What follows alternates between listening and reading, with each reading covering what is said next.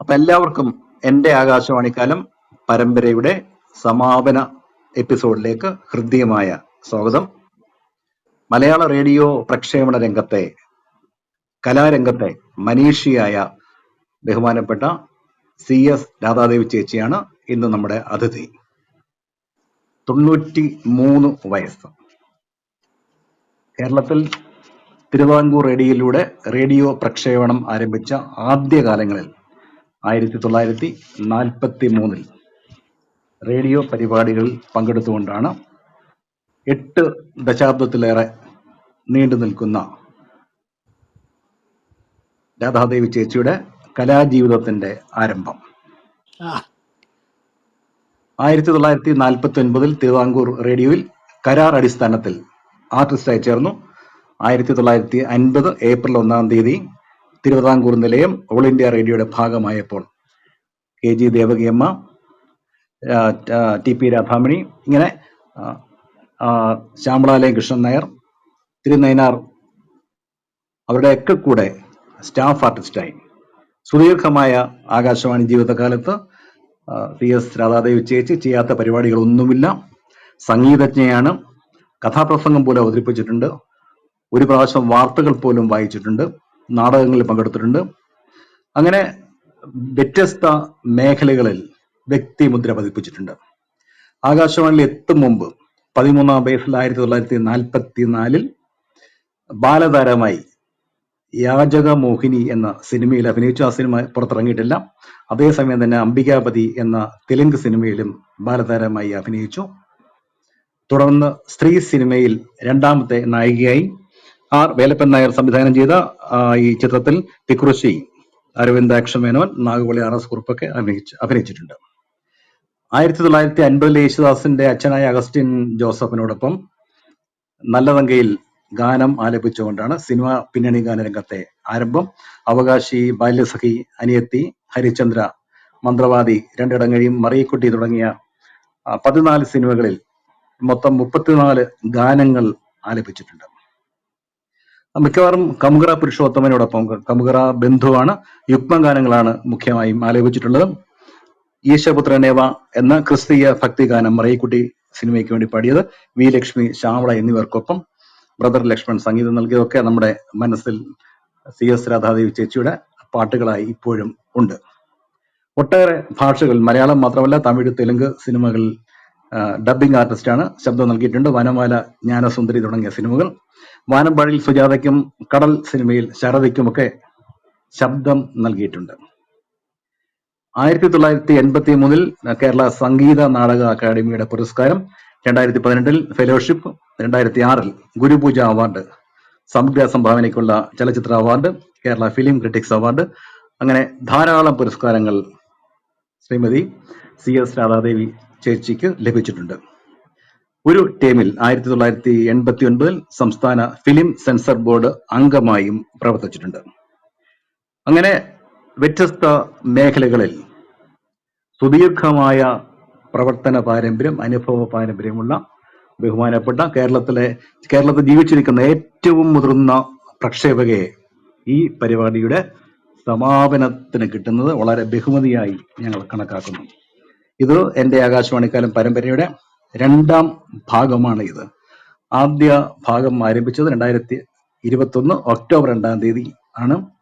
അത് 24 ഭാഗങ്ങളുണ്ടായിരുന്നു. അത് 2022 മാർച്ച് 12 സമാപിച്ചു. അതിൽ 48 പ്രക്ഷേപകരുടെ അനുഭവങ്ങൾ ആണ് ഉൾക്കൊള്ളിച്ചിരുന്നത്.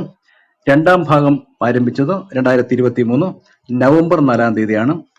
ഇന്നത്തെ ഈ എപ്പിസോഡിനോടുകൂടി ഈ 2ാം ഭാഗത്തിൽ 25 പ്രക്ഷേപകരുടെ അനുഭവങ്ങളാണ്. അങ്ങനെ മൊത്തം 2 ഭാഗങ്ങളായി ഈ പരമ്പരയിൽ 73 റേഡിയോ പ്രക്ഷേപകരുടെ അനുഭവങ്ങൾ നമ്മൾ ഉൾക്കൊള്ളിച്ചു. അത് ശബ്ദമായി മീഡിയ വേവ്സ് ചാനലിൽ ഇപ്പോഴുണ്ട്. റിപ്പോർട്ടുകളായി ഫേസ്ബുക്കിലും ബ്ലോഗിലുമൊക്കെ ഉണ്ട്.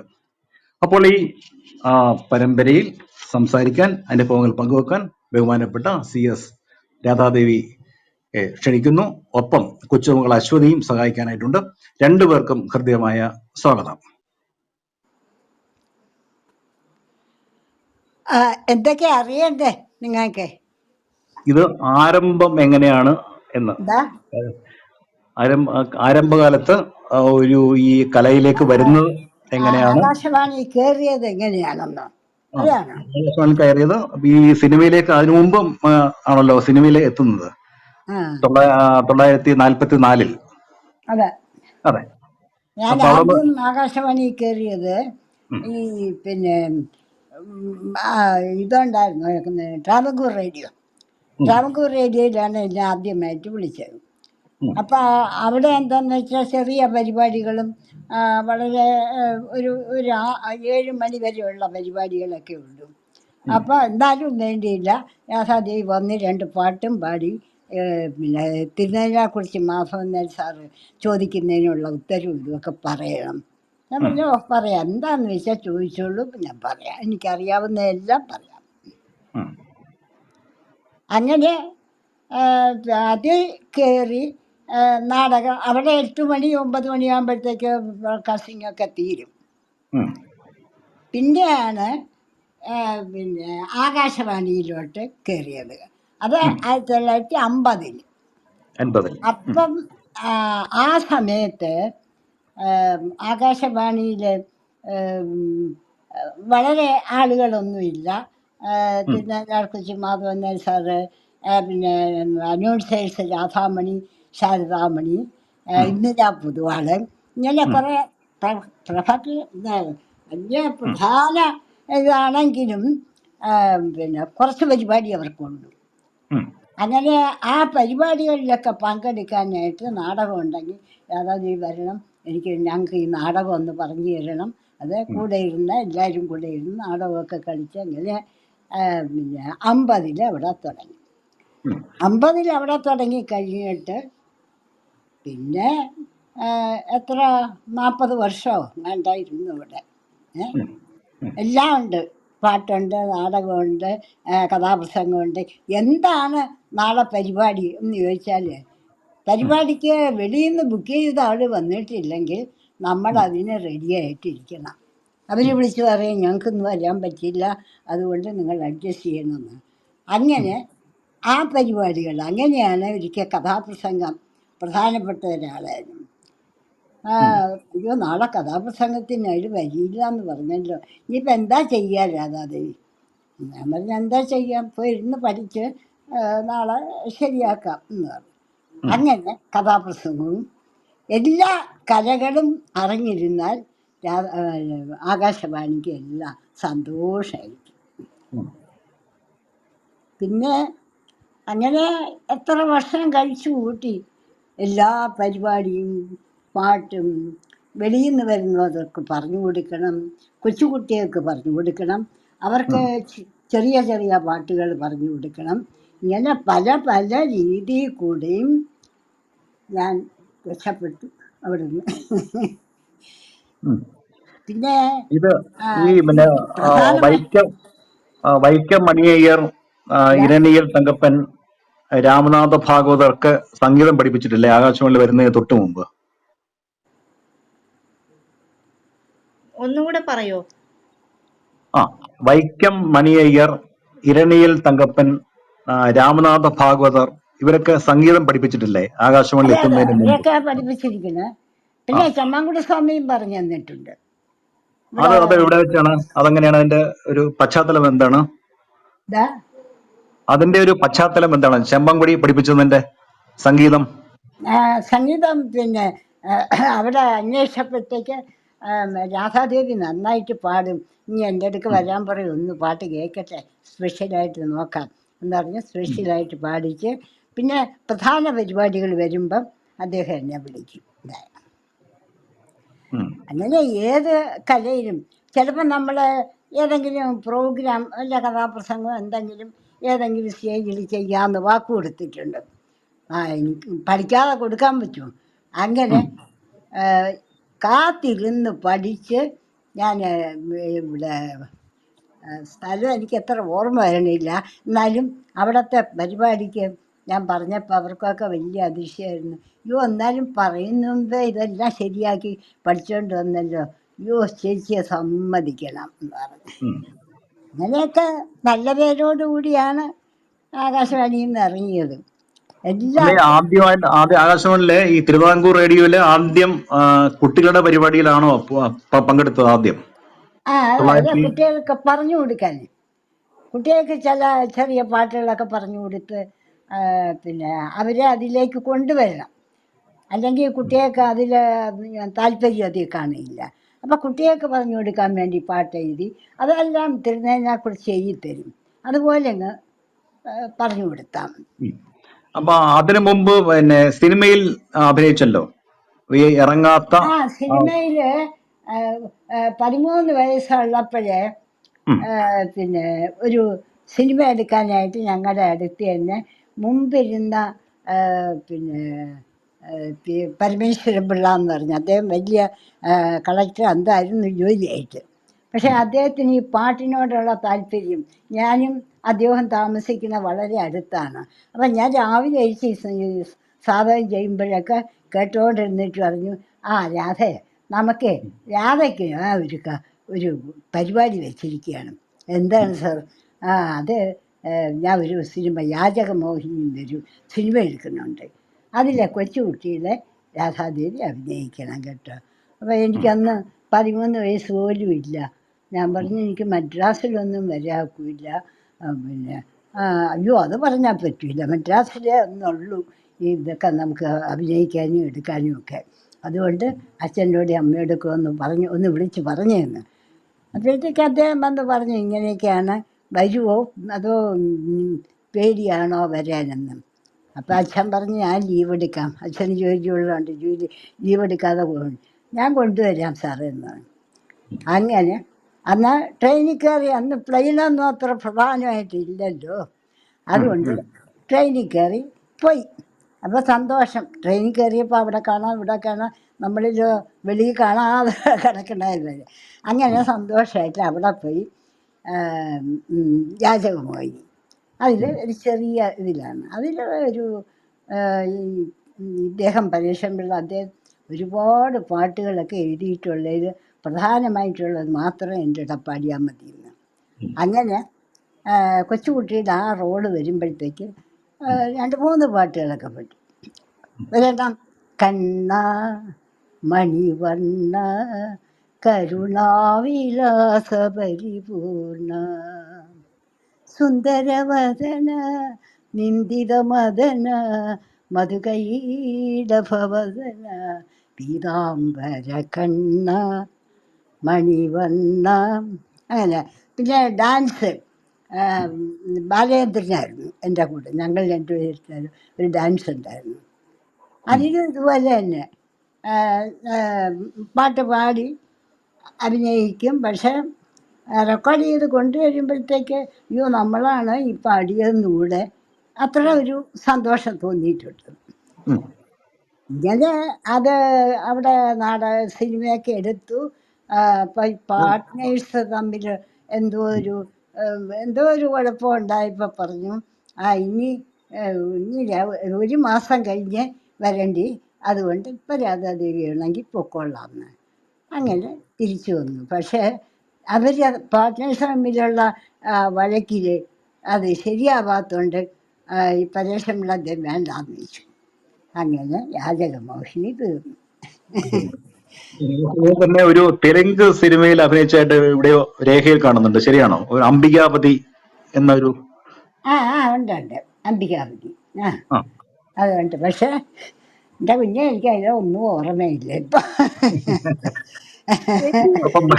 അന്യഭാഷയില് ഡബ് ചെയ്യുന്നത് എങ്ങനെയാണ്? മറ്റു ഭാഷകളൊക്കെ അറിയാമായിരുന്നോ? എന്തോ അന്യഭാഷാ ചിത്രങ്ങൾക്ക് വേണ്ടി ഡബിങ് ചെയ്തിട്ടുണ്ടല്ലോ, തെലുങ്ക്, തമിഴൊക്കെ. ആ ഭാഷയൊക്കെ അറിയാമോ? ഡബ് ചെയ്യുന്നത് പിന്നെ തമിഴ് കുട്ടികളോ ഇല്ലെങ്കിൽ വേറെ ഭാഷ അറിഞ്ഞുകൂടാത്തതോ, അതല്ല ശബ്ദം മോശമാണെങ്കിൽ ഈ ഡബിങ്ങിനായിട്ട് നമ്മളെ വിളിക്കും. ഡബിങ്ങൊക്കെ ചേച്ചിക്ക് ആ ഭാഷയൊക്കെ അറിയാമോ? എന്തോ തമിഴ് അറിയാമോ? ഡബിങ്ങാ? തമിഴ് ഭാഷ അറിയാമോ? തമിഴ് ഭാഷ അറിയാമോ? അവര് തമിഴിൽ കൊണ്ടുവന്നാലും നമ്മൾ മലയാളത്തിൽ എന്താ പറയാനായിട്ട്.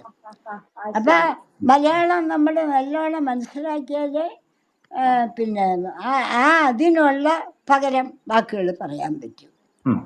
അപ്പം അതൊക്കെ കുറച്ച് ബുദ്ധിമുട്ടുള്ള കാര്യമാണ്. പക്ഷെ അന്നൊക്കെ ഇതിനൊക്കെയുള്ള ആ സന്തോഷം കൊണ്ട്, കാരണം അയ്യോ ഇതൊക്കെ കിട്ടിയല്ലോ, അപ്പം ഇത് നന്നാക്കണം എന്നൊക്കെ വിചാരിച്ചിട്ട് നമ്മൾ വളരെ പരിശ്രമിച്ചു.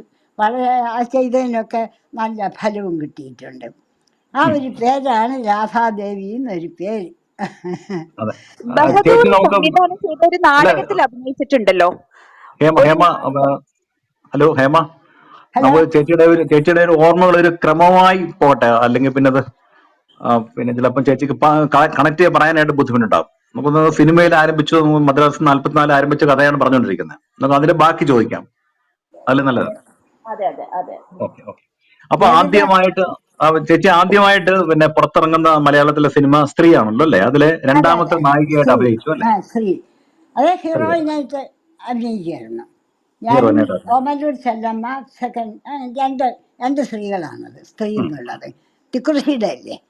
അപ്പോൾ തിക്കുറി തിക്കുറിശി സുകുമാരൻ നായർ ഞങ്ങളുമായിട്ട് കുറച്ച് റിലേറ്റീവ് ആയതുകൊണ്ട് പിന്നെ രാധ അഭിനയിക്കാൻ ഒക്കുമെന്ന് ചോദിച്ചു. അവൻ പറഞ്ഞു ഓ വരാമല്ലോ എന്ന് പറഞ്ഞ്. ഞാൻ ഒരു നാടൻ കന്യകയിലാകും, അവർ ഒരു പരിഷ്കാരി, അങ്ങനെ രണ്ട് ഇതായിട്ടാണ് എടുത്തിരിക്കുന്നത്. എന്നിട്ട് അതിൽ നല്ല പേരൊക്കെ കിട്ടി. എന്ന് വെച്ചാൽ അത് ഭാഷ അതിലെ അറിയാവുന്ന അതിലെ ചേച്ചിയുടെ നായകൻ ആരായിരുന്നു? അരവിന്ദാക്ഷ മേനോനായിരുന്നോ? തിക്കുറിശി അരവിന്ദാക്ഷ മേനോൻ. അരവിന്ദാക്ഷ മേനോൻ. ആ, അരവിന്ദാക്ഷ മേനോൻ അതിനു മുമ്പും അഭിനയിച്ചിട്ടുണ്ട് കൂടെ. ഉം, ഉം, നല്ല കഴിവുള്ള ഒരാളുമാണ്. നമുക്കെല്ലാം തെറ്റുണ്ടെങ്കിൽ തന്നെയും പറഞ്ഞു തന്ന് അവരൊക്കെ നാടകം കളിക്കുന്ന ആ സമയമാണ്. ചെങ്ങന്നൂർ പൊന്നമ്മ, പിന്നെ അങ്ങനെ കുറേ പരിചയപ്പെട്ട ആളുകളൊക്കെ ഉള്ളതുകൊണ്ട് നമുക്ക് കുറേ കൂടെ അത് വികസിച്ചെടുക്കാനായിട്ട് സാധിച്ചു. സ്ത്രീ അക്കാലത്ത് നന്നായിട്ട് ഓടിയ ഒരു സിനിമയായിരുന്നു അല്ലേ? സ്ത്രീ അല്ല, കുറേയൊക്കെ ഓടിയപ്പോഴത്തേക്ക് ഈ പറഞ്ഞില്ലേ പാർട്ട്നേഴ്സ് തമ്മിലുള്ള എന്തോ കുഴപ്പം. പിന്നുള്ള ഞാൻ പിന്നെ തിരക്കിയില്ല എന്തായാലും. കുറച്ച് ഓടി, പക്ഷേ ഇവിടോട്ടൊക്കെ വെളിയിലോട്ടൊക്കെ കൊണ്ടുപോകാനൊന്നും അവർക്ക് പറ്റിയില്ല എന്ന് പറഞ്ഞു. അതുപോലെ ഒരു 6 സിനിമയിലല്ലേ പിന്നീട് അഭിനയിച്ചിട്ടുള്ളൂ മുഴുവനായിട്ട് അല്ലേ പിന്നീടുള്ള കാലത്ത്? ആർക്ക്? അതെ. അപ്പൊ ഈ സിനിമാ രംഗത്ത് പിന്നെ അത് തുടരാനുള്ള പറ്റാതിരുന്ന സാഹചര്യം വല്ല ഉണ്ടായത്? ആകാശവാണിയിലായിരുന്നു കൊണ്ട് സിനിമയിൽ അഭിനയിക്കാൻ മദ്രാസിൽ പോകാൻ പറ്റില്ല, അങ്ങനെ അതുകൊണ്ടാണോ 6 സിനിമയായിട്ട് ചുരുങ്ങുകയോ? പിന്നെ ഞങ്ങളുടെ ഡയറക്ടർ അയക്കില്ല. സിനിമ അഭിനയിക്കാനും അതിനൊന്നും പോകാൻ പറ്റിയില്ല. വെളിയിൽ കച്ചേരിക്ക് പോകാൻ പാടില്ല, ഇങ്ങനെയൊക്കെ ചില റൂളുകളുണ്ട്. അത് നമ്മളെ ഒപ്പിട്ട് കൊടുത്തു പോയാൽ പിന്നെ നമുക്ക് പോകാൻ പറ്റിയില്ല. അങ്ങനെ ഒരുപാട് പരിപാടികൾ പോയിട്ടുണ്ട്. പാട്ട് കച്ചേരിയൊക്കെ പോകണമെന്ന് വയ്ക്കുമ്പോൾ പറ്റില്ല. അനുവാദം ഇല്ലാതെ പോയാൽ എവിടെയെങ്കിലും അറിഞ്ഞാൽ അപ്പോഴവർ വേണ്ടാന്ന് വയ്ക്കും. അതുകൊണ്ട് വെളിയിലൊന്നും ഒരുപാട് പരിപാടിക്ക് പറ്റിയില്ല. അത് സ്ത്രീ സിനിമയെ സംബന്ധിച്ച് ഒരു പ്രത്യേകത എവിടെയുണ്ട്? നമ്മുടെ BA ചിദംബരനാഥിന്റെ ആദ്യത്തെ സംഗീത സംവിധാനമാണ് ആ സിനിമയെന്ന് തോന്നുന്നു അല്ലേ? ചേച്ചിയുടെ കൂടെ അവിടെ തിരുവിതാംകൂർ റേഡിയോയിൽ ഉണ്ടായിരുന്നല്ലോ വയലിനിസ്റ്റ് ആയിട്ട് അദ്ദേഹം അല്ലേ? BA ചിദംബരനാഥ് തിരുവിതാംകൂർ റേഡിയോയിൽ ചേച്ചിക്കൊപ്പം വയലിനിസ്റ്റ് ആയിട്ടുണ്ടായിരുന്നല്ലോ. അദ്ദേഹമല്ലേ സ്ത്രീയുടെ സംഗീത സംവിധാനം നിർവഹിച്ചത്? സംഗീത സംവിധാനം ഞാൻ ചെയ്തിട്ടുണ്ടോന്നോ? അല്ല, ചിദംബരനാഥ്. ചിദംബരനാഥ് ചേച്ചിയുടെ കൂടെ. ചിദംബരനാഥൻ അതെ അല്ലേ? അതെ. പിന്നെ മദ്രാസിൽ പോയി പാടിയിട്ടുണ്ട് സിനിമയ്ക്ക് വേണ്ടിയിട്ട്. അത് പിന്നെ അദ്ദേഹത്തിൻ്റെ പേര് പെട്ടെന്ന് ഓർമ്മ വന്നില്ല. ചിദംബരനാഥല്ല, വേറെ എന്തോ ഉണ്ടായിരുന്നു. അപ്പം അതിൽ മദ്രാസിൽ പെട്ടെന്ന് ഞാൻ ചെന്ന് ഒരു ഡബ്ബിങ്ങിന് വേണ്ടി പോയതാണ്. അവിടെ ചെന്നപ്പോൾ പറഞ്ഞു എനിക്കൊരു പാട്ടുണ്ട് പൊക്കളയിൽ, അത് പേര് മറന്നു. അങ്ങനെ ഒരു പാട്ട് പാടാൻ ചാൻസ് കിട്ടി. ഒരു മലയാള പടത്തിലേക്ക്. രാധാദേവി ഇപ്പോൾ ഇവിടെ വന്നതുകൊണ്ട് ഞങ്ങൾക്കതൊരു സൗകര്യമായി എന്നും പറഞ്ഞ് അങ്ങനെ പാടി. ഒരുപാട് ഡയറക്ടേഴ്സും അതും ഇതൊക്കെ ഉണ്ടായി. ഇപ്പൊ ഓർമ്മ അയക്കുന്നില്ല, പ്രായമായില്ലേ. അതുപോലെ യേശുദാസിന്റെ അച്ഛൻ അഗസ്റ്റിൻ ജോസഫിനോടൊപ്പം അല്ലേ ആദ്യത്തെ പാട്ട് പാടിയത് 1950 നല്ല തങ്കയില്? അതുകൊണ്ട് ദാസിന് എന്നെ വലിയ ബഹുമാനമാണ്. ദാസ് പറയും അന്നൊക്കെ ആരും പാടാനില്ല, ചേച്ചി മാത്രമേ ഉള്ളൂ.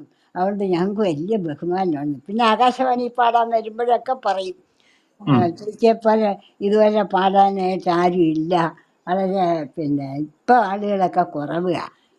പിന്നെ ചേച്ചി ഇപ്പോൾ ഉള്ളതുകൊണ്ട് ഈ ഒരു പേര് നമുക്ക് ധൈര്യമായിട്ട് പറയാമെന്നാണ്. പിന്നെ ദാസ് വന്നിട്ടുണ്ട്, വീട്ടിൽ വന്ന് വലിയ കാര്യമായിട്ടൊക്കെ പെരുമാറിയിട്ടുണ്ട്. ഒരു പറയില്ല, വലിയൊരു പാട്ടുകാരൻ എന്നുള്ളൊരു ഭാവമൊന്നുമില്ല. നല്ല നല്ല സ്വഭാവമുള്ള ഒരാളാണ്. പരിചയപ്പെട്ടതിൽ നല്ല സ്വഭാവം എന്ന് പറയണത് ദാസിന്.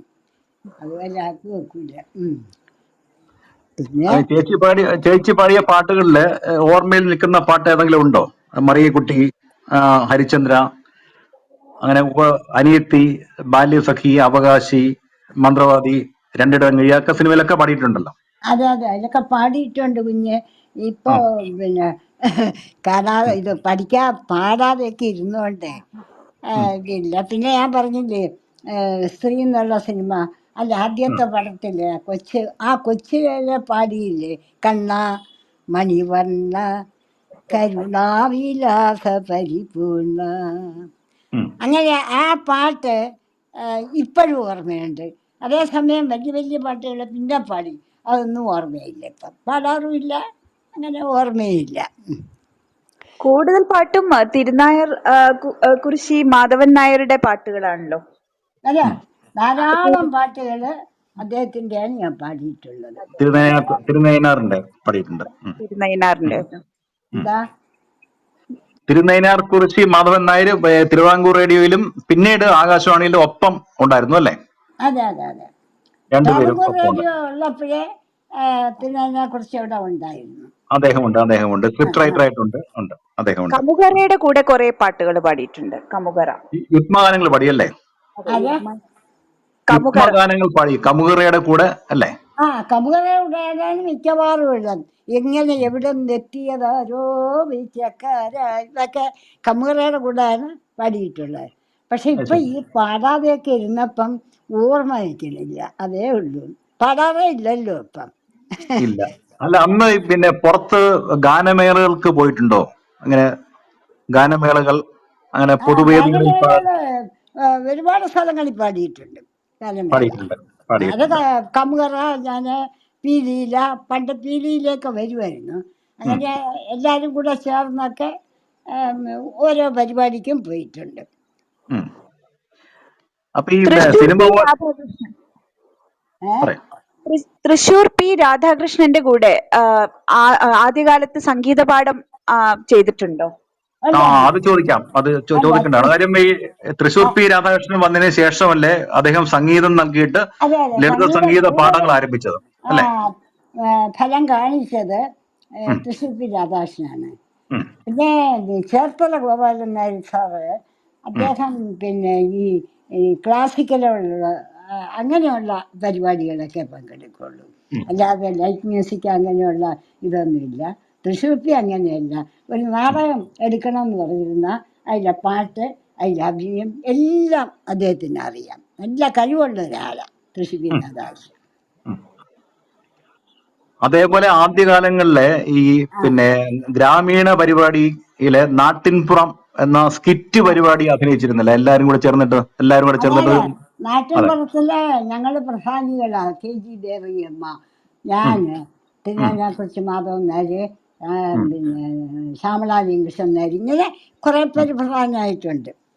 അവര് സ്ഥിരം പരിപാടിയായിട്ട് മിക്കവാറും ദിവസവും ഗ്രാമീണ പരിപാടിയിൽ പങ്കെടുക്കും.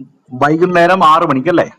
6 മണിക്ക്, 6, ചിലപ്പോ 6:30, ചിലപ്പോ 6:30. അത് ആദ്യകാലങ്ങളിൽ മുഴുവൻ തത്സമയ പ്രക്ഷേപണമായിരുന്നു അല്ലേ? അതെ അതെ അതെ. അല്ല, അത് മാത്രമല്ല, തിരുവിതാംകൂർ റേഡിയോയിലും പിന്നെ 50 ഒരു 60 വരെയൊക്കെ ആകാശവാണി തിരുവനന്തപുരം നിലയത്തിലും ഈ സംഗീത പരിപാടികൾ ഉൾപ്പെടെയുള്ള എല്ലാ പരിപാടികളും, നാടകങ്ങൾ എല്ലാം തത്സമയ പ്രക്ഷേപണമായിരുന്നു അല്ലേ? പിന്നെ എനിക്ക് പ്രത്യേകിച്ച് ലളിതഗാനമുണ്ട്. 4 മണിക്കൂർ ലളിതഗാനം പാടണം. അപ്പൊ അത് പഠിക്കണം. അതിന് പ്രത്യേകിച്ചൊരു ദിണ്ടിക്കൽ കൃഷ്ണമൂർത്തി, അത് പഠിക്കാൻ പോകണം. അത് പഠിച്ച് 9:15, 9:30 ആകുമ്പോഴാണ് പരിപാടി. അപ്പോഴത്തേക്ക് അത് പാടണം. ഇങ്ങനെ എല്ലാം പാട്ടിന് എല്ലാം മാത്രമേ ഉള്ളൂ. അല്ലാണ്ട് നമ്മുടെ പറവൂർ സിസ്റ്റേഴ്സ് മിക്കവാറും ഈ പിന്നെ ക്ലാസിക്കൽ ടൈപ്പിലൊക്കെയാണ് പാടുന്നത്. ലൈറ്റ് പാടണമെങ്കിൽ ഇവിടെ എന്നെ വിളിക്കും. അപ്പം ചിലപ്പോൾ 10 മണിയൊക്കെ ആവും പ്രോഗ്രാമൊക്കെ കഴിഞ്ഞ് വരുമ്പോൾ തന്നെ. പക്ഷെ ഇപ്പൊ ഒരു നമ്മൾ കേൾക്കുന്ന ഈ സന്തോഷമുള്ള ഓമന കാലമല്ലേ അത്, തിങ്കൾക്കിടാവോ അല്ലേ? ചേച്ചി? ഇപ്പൊ നമ്മള് കേൾക്കുന്ന ഓമന തിങ്കൾക്കിടാവോ ചേച്ചി പാടിയതാണ് കേൾക്കുന്നതെന്ന് പറഞ്ഞു കേൾക്കുന്നു. അതെ അതെ. അതൊന്ന് പാടിത്തരാമോ ഈ ഞങ്ങൾ? ഈ ഇടയ്ക്ക് ഒരു മീറ്റിങ്ങിന് പോയപ്പോൾ ഒരാൾ പറഞ്ഞു, ഈ പിന്നെ ഓമന തിങ്കൾക്കിടാവോ എന്നുള്ള പാട്ട് പാടുന്ന പല രീതിയിലും ഉണ്ടല്ലോ, എങ്ങനെയാ ഒന്ന് പാടുന്നത്? പുതിയ രീതി ഉണ്ടെന്ന് പറഞ്ഞു. അതെങ്ങനെയാന്ന് ചോദിച്ചു. ഞാൻ പറഞ്ഞു ഇപ്പോൾ ഒരു പുതിയ രീതി ആക്കിയിട്ടുണ്ട് ശാരദ. ഓമന തിങ്കൾ കിടാവോ വരും പറഞ്ഞു. കോമളത്താമലപ്പൂവോ? ആ താമ ഓമന തിങ്കൾ കിടാവോ നല്ല കോമളത്താമരപ്പൂ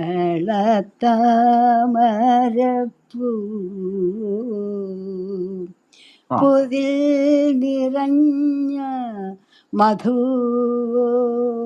പരി പുണേന്തുതൻ്റെ കിനാവോ മന തിങ്കൾ കിളവോ നല്ല കോമളത്താമരപ്പൂവോ. ഇപ്പം പാടിയ ശ്വാസം നിൽക്കില്ല. നന്നായിട്ട് ചേച്ചിയുടെ ശബ്ദം നല്ല ഗംഭീരമായിട്ടിരിക്കുന്നുണ്ട് ഇപ്പോഴും. ഗംഭീരമായിട്ട് പാടി. എന്താ വളരെ ശബ്ദം നല്ല, അതെ, എന്താ മനോഹരമായിട്ട് പാടി ചേച്ചി. വളരെ നന്നായിട്ട് പാടി. അയ്യോ ഇതാണ് നല്ലത്. ഇപ്പൊ പാടാൻ വയ്യ, ശ്വാസം നിൽക്കണ്ടേ പേര്. ശ്വാസം ഇപ്പൊ നിൽക്കുന്നുണ്ട്. രാഗം തന്നെ പാടുമ്പോ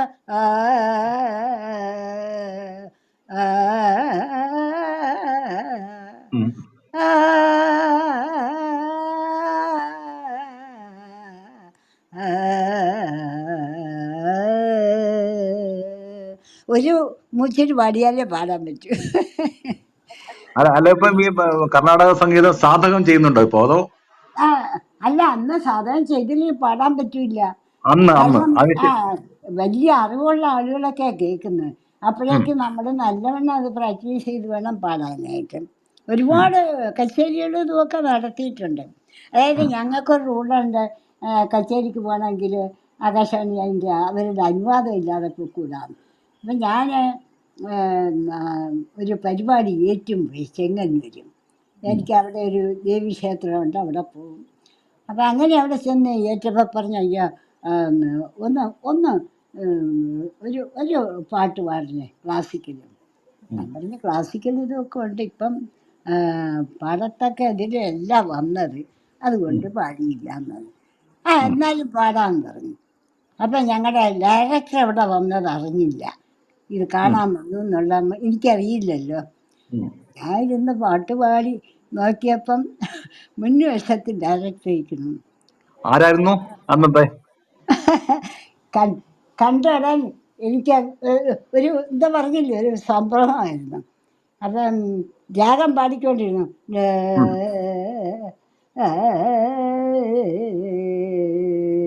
പിന്നെ ഞാൻ മിണ്ടിയേ ഇല്ല. അദ്ദേഹത്തിനെ കണ്ടപ്പോഴത്തേക്ക് അനുവാദം വാങ്ങിക്കാതെയല്ലേ വന്നത്. ഇനി നാളെ എന്താണെന്നുള്ള അപ്പോഴേ ഒരു അഭിപ്രായം. ഇങ്ങനെയൊക്കെ പേടിച്ചൊക്കെയാണ് ചേച്ചി എന്ന ആരായിരുന്നു ഡയറക്ടർ, ഓർക്കുന്നുണ്ടോ? അന്നത്തെ ഡയറക്ടർ ഒരു സാമ്യ, ഒരു ബ്രാഹ്മണ.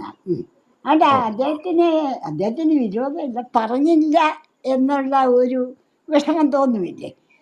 ചോദിച്ചിട്ട് വരാം, എനിക്ക് പെട്ടെന്നൊരു ഓർഡർ കിട്ടി, അതുകൊണ്ട് ഞാൻ പോയതാണ് എന്ന് പറയാമായിരുന്നല്ലോ. അത് പറയാത്ത എന്താണെന്നുള്ളതിലുള്ള പക്ഷേ വ്യത്യാസം വിളിച്ചു, ഓഫീസിൽ ചെന്നപ്പോൾ വിളിച്ചു, രാധാദേവി വരാൻ പറയും. ഞാൻ ചെന്ന് സാറ് പെട്ടെന്ന് ഇങ്ങനെ വിചാരിച്ചിരിക്കാതെ വന്നതാണ്, എനിക്ക് വേണ്ടപ്പെട്ട ആളുകളുമാണ്, അതുകൊണ്ടാണ് ഞാൻ അത് സമ്മതിച്ചതെന്ന് പറഞ്ഞു. പാടെ ഇനി മെല്ലെ അങ്ങനെ ചോദിക്കാതെ ചെയ്യരുത്. പറഞ്ഞങ്ങ് തീർന്നു. ഇങ്ങനെയൊക്കെ തന്നെ ജീവിച്ചത്. അപ്പൊ ഈ സിനിമയിലെ ഒരു 34 പാട്ടുകൾ പാടി എന്നാണ് രേഖകളിലും കാണുന്നത്. അപ്പം ഈ സിനിമ ചലച്ചിത്ര ഗാന രംഗത്ത് ആ പിന്നീട് എന്തുകൊണ്ട് പിന്നീട് പിന്നെ പാട്ടുകൾ കൂടുതൽ പാടിയില്ല? അതൊരു ചോദ്യം ഉണ്ടല്ലോ സ്വാഭാവികമായിട്ടും. ആ, എങ്ങനെ സിനിമയില്ല? ആ സിനിമയില് പിന്നീട് ഇത്രയും പാട്ട് കൊണ്ട് എന്തുകൊണ്ട് നിർത്തി ഈ ആ പാട്ട്? അല്ല, പാടിക്കൊണ്ടിരുന്നത്. ഇപ്പൊ ഈ പെൻഷനായിട്ട് വീട്ടിൽ ഇരിക്കുമ്പോഴും പാടാനൊക്കെ പോകും. വെളിയിലൊക്കെ പ്രോഗ്രാമൊക്കെ വന്നാൽ പാടാൻ പോകും. ലളിതഗാനവും പാടും, ക്ലാസിക്കലും പാടുമില്ല. അല്ല സിനിമയിൽ എന്തുകൊണ്ട് പാടിയില്ല? സിനിമയിൽ എന്തുകൊണ്ട് പിന്നെ പാടില്ല എന്നാ? സിനിമയിൽ സ്ഥിരമായിട്ട് പാടാൻ ഇവര് പിടിയില്ലല്ലോ. ഇവരുടെ അതെ. അനുവാദമൊക്കെ ഉണ്ടെങ്കിലേ സിനിമയിൽ പാടാൻ പറ്റുള്ളൂ. പിന്നെ സുബ്രഹ്മണ്യം മുതലാളിയുടെ ആ സിനിമകളിലൊക്കെ അനുവാദം വാങ്ങിച്ച എല്ലാ സിനിമയിലും പാടിയിട്ടുണ്ട്. അതിന് ബുക്കും ഒക്കെ ഇറങ്ങിയിട്ടുണ്ട്. കിട്ടിയിട്ടുണ്ടോ? ഇല്ല. ബുക്ക് ഇല്ല ഇല്ല. ഇല്ല ഇല്ല.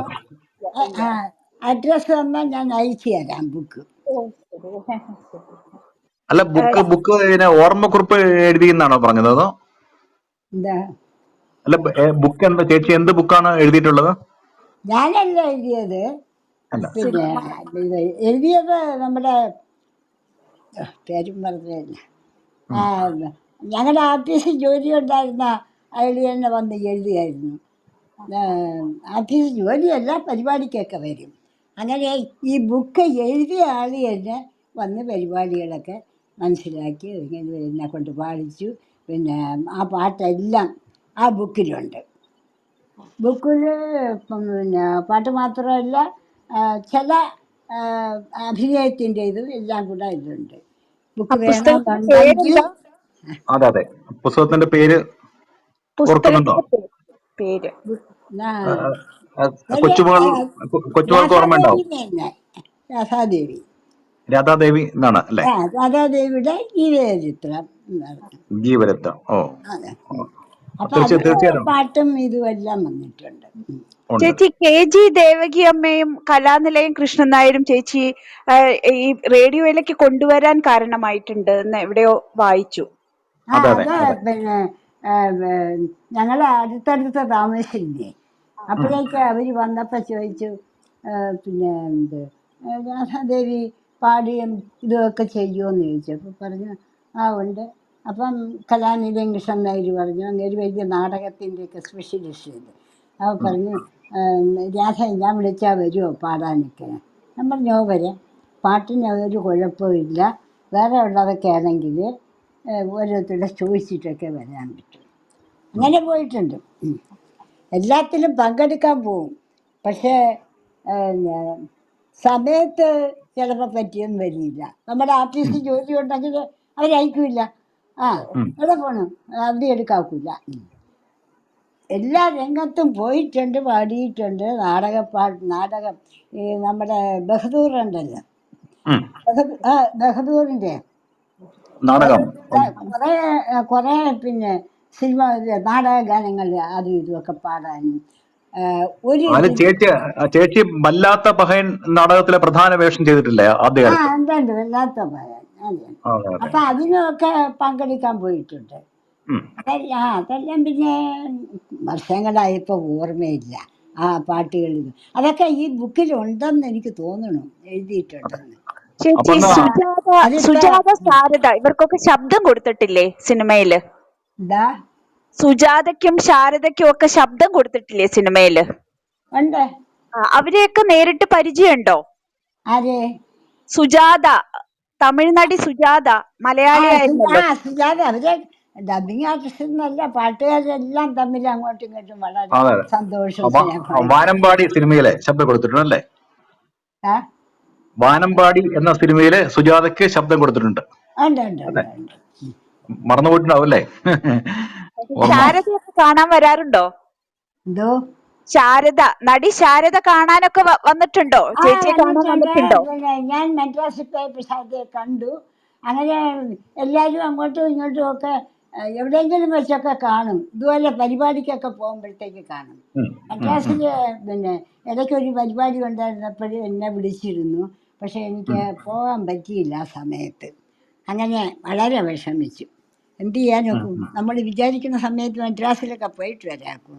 ഒന്നാമത് ഇപ്പോഴത്തെ സ്ഥിതി ഒട്ടും വയ്യ. പ്ലെയിനിൽ പോയാൽ പോലും വയ്യ, ക്ഷീണം അത് വേണം. ഉം. വയസ്സെത്ര ആയില്ലേ? അതെ നമ്മുടെ അതെ ആ അതെ. ദിനചര്യ കൊണ്ട് ഇങ്ങനെ പോവുകയാണ്. ഉം. എപ്പോഴാന്ന് അറിഞ്ഞൂടാ. ആ വൈക്കം അല്ല മുഹമ്മദ് ബഷീറിനെ നേരിട്ട് കണ്ടിട്ടുണ്ടോ? പരിചയപ്പെട്ടിട്ടുണ്ടോ? അദ്ദേഹത്തിന്റെ സിനിമയിൽ ഡബ് ചെയ്തതല്ലേ, ശബ്ദം കൊടുത്തതല്ലേ നായികയ്ക്ക്? അല്ല അതെ അല്ല ഹേമലത, അത് ബാല്യകാല സഖിയല്ല, ഇത് ബാല്യസഖി. അത് വേറെയാ, സിനിമ വേറെ. അതെ. ആ അല്ല, അതെ. ഭാർഗവി നിലയത്തില്, ഭാർഗവി ആ നിലയത്തിൽ ആ നായികയ്ക്ക് ശബ്ദം ഭാർഗവി കൊടുത്തിട്ടില്ലേ? നിലയത്തിലും അതെ ഉണ്ടായിരുന്നു. അതെ അതെ. ഉണ്ടായിരുന്നു. ഇപ്പൊ എല്ലാം മറന്നു തന്നെ, എത്ര വർഷമായെന്ന്. ഇത് ഇത്രയും തന്നെ ഇടയ്ക്കിടയ്ക്ക് ഇതുപോലെയൊക്കെയുള്ള ഇന്റർവ്യൂ അതും ഇതൊക്കെ വരുമ്പോഴത്തേക്ക് ഓർമ്മിച്ചെടുത്താലും നമ്മൾ പറയണതൊക്കെ വർഷങ്ങളായില്ലേ, എത്ര വർഷമായില്ലേ. അല്ല, ഈ ചേച്ചിയും KG ദേവകിയമ്മയും TP രാധാമണിയൊക്കെ അല്ലേ ശബ്ദ താരങ്ങളല്ലായിരുന്നു? നിങ്ങൾ മൂന്നുപേരും ഒന്നിച്ച് ഒരു കാലഘട്ടം. അതിൽ ഓർക്കാൻ, അതിൽ ഓർമ്മയിൽ നിൽക്കുന്ന സംഭവങ്ങൾ വല്ലതും ഉണ്ടോ ഇപ്പം? അല്ല, KG ദേവകിയമ്മ, രാധാമണി, ഞങ്ങൾ മൂന്നുപേരും പതിവായിട്ട് മിക്കവാറും ഗ്രാമീണ പരിപാടി, നാടകം ഇങ്ങനെയൊക്കെ ഉള്ളതുകൊണ്ട് എല്ലാവരും അവരത് ശ്രദ്ധിച്ച് കേൾക്കാതിരിക്കും. നിങ്ങൾ അക്കാലത്ത് ഈ പിന്നെ റേഡിയോ നാടകങ്ങൾ പുറത്ത് സ്റ്റേജിലും അവതരിപ്പിച്ചിട്ടുണ്ടോ അല്ലേ? TN അതുകൊണ്ട് ഗോവിന്ദനാഥൻ നാടക നാടകങ്ങൾ, പരിവർത്തനം. സ്റ്റേജിലും അഭിനയിക്കണം, പിന്നെ ആകാശവാണിയിലും അഭിനയിക്കണം. ഉം. പിന്നെ നാടകം വെളിയിൽ വലിയൊരു വിളിക്കുകയാണ്. നമുക്ക് നമ്മളെടുത്ത നാടകമാണെങ്കിൽ അതിനും പങ്കെടുക്കാൻ പോകണം. ഉം. അന്നൊക്കെ കൈനിക്കര കുമാരമുള്ള സാറും അന്നൊക്കെ വലിയ ആളുകളില്ല, അവരൊക്കെ അവരുടെ കൂടെയൊക്കെ പോകുമ്പോൾ ഭയങ്കര പേടിയാണ്. കാരണം എന്ന് വെച്ചാൽ നല്ലോണം പഠിക്കാതെ ഒന്നും ചെന്ന് പറയാനോ പഠിക്കാനോ ഒന്നും ഒക്കില്ല അങ്ങനെ. പക്ഷെ അങ്ങനെയൊക്കെ പേരെടുത്ത് നമ്മൾ അത്രയും ശ്രമിച്ചതുകൊണ്ട് അല്ലേ, അല്ലെങ്കിൽ പറ്റിയില്ല. അപ്പൊ ഈ ചേച്ചിക്ക് തിരുവിതാംകൂർ റേഡിയോയിലെ ഉള്ള കാലത്ത് സത്യൻ നാടകത്തിൽ അഭിനയിക്കാൻ വന്നൊക്കെ ഓർമ്മയുണ്ടോ? തിരുവിതാംകൂർ റേഡിയോയില് ഒരു നാടകം എങ്ങാണ്ട് ആരോ ഒന്നോ രണ്ടോ നാടകം അഭിനയിച്ചിട്ടുണ്ട്. അപ്പാടെ 7 മണി വരെ ഉള്ളു പരിപാടി, അത് കഴിഞ്ഞാൽ പില്ല അതെ. പരിപാടി. ഇപ്പൊ സിനിമയൊക്കെ കാണാറുണ്ടോ ചേച്ചി? എന്താ? ഇപ്പൊ പുതിയ സിനിമകളൊക്കെ കാണാറുണ്ടോ? പുതിയ കാലത്തെ സിനിമകൾ കാണാറുണ്ടോ? ഒന്നും കാണാറുമില്ല, പോവാറുമില്ല. ചുമ്മാ ദൈവത്തിനെയും വിളിച്ചോണ്ട് വീട്ടിൽ ഇരിക്കും. ടിവിയിലൊന്നും കാണില്ലേ? ടിവിയില് TV എല്ലാം കാണും.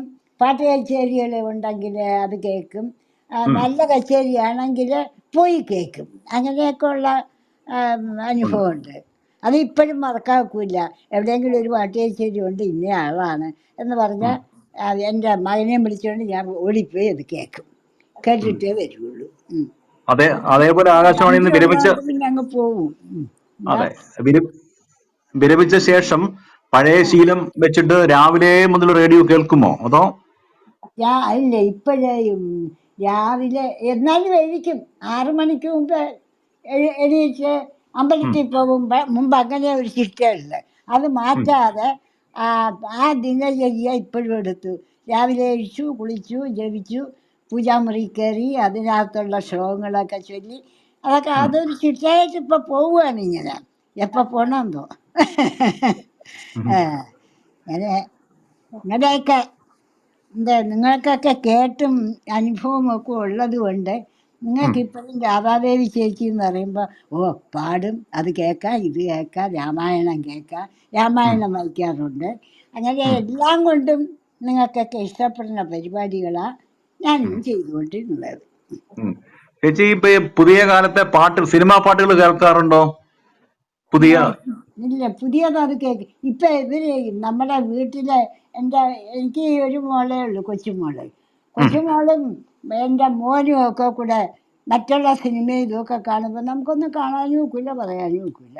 അവരുടെ ഇഷ്ടം ഇപ്പം നടക്കുകയുള്ളൂ. അവർക്കൊക്കെ ഇപ്പോഴത്തെ ടൈപ്പ് മാത്രം ഇതൊക്കെ കേൾക്കണതാണ് കൂടുതൽ ഇഷ്ടം. അല്ലാതെ ഈ പഴയ ടൈപ്പുകളൊന്നും ഇഷ്ടമല്ല. പഴയ ആളുകൾക്കാണെങ്കിൽ അത് കൊള്ളാം, ഇന്ന പരിപാടി ഇതാണ്. ഇപ്പം അതില്ല, അതൊക്കെ പോയി, കാലങ്ങളൊക്കെ പോയി. ഇപ്പൊ അപ്പൊ ഇത്രയൊക്കെ അറിഞ്ഞല്ലോ കാര്യങ്ങളെല്ലാം. ഇല്ലേ? അതെ. ചേച്ചി ഒരു 5 മിനിറ്റും കൂടെ ചേച്ചിക്ക് ഇരിക്കാൻ പറ്റുമോ? പിന്നെന്താ. അത് അങ്ങനെ നമുക്ക് താഴെ നമ്മുടെ പ്രക്ഷേപണമായിട്ട് ബന്ധപ്പെട്ട ഒത്തിരി പേരുണ്ട്. അവർക്കൊക്കെ ചോദിക്കാനുണ്ടാവും. അവർ ചുരുങ്ങിയ വാക്കുകൾ അവർ ചോദിക്കും. ദയവായി ഹാൻഡ് റൈസിംഗ് ബട്ടൺ പ്രസ് ചെയ്തിട്ട് ദയവായിട്ട് ചോദ്യങ്ങൾ ചോദിക്കാൻ മുന്നോട്ട് വരണം.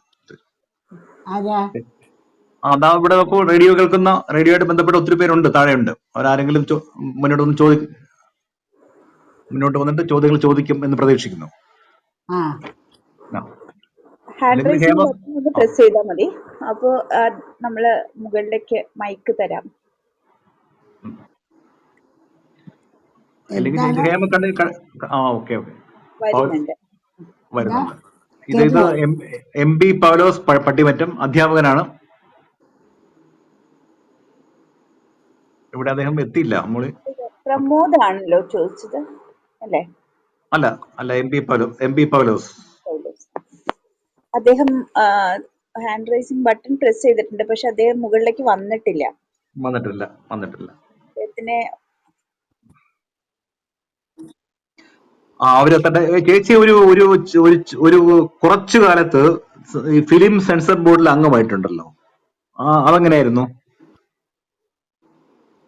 ഹലോ, മനസ്സിലായില്ലേ?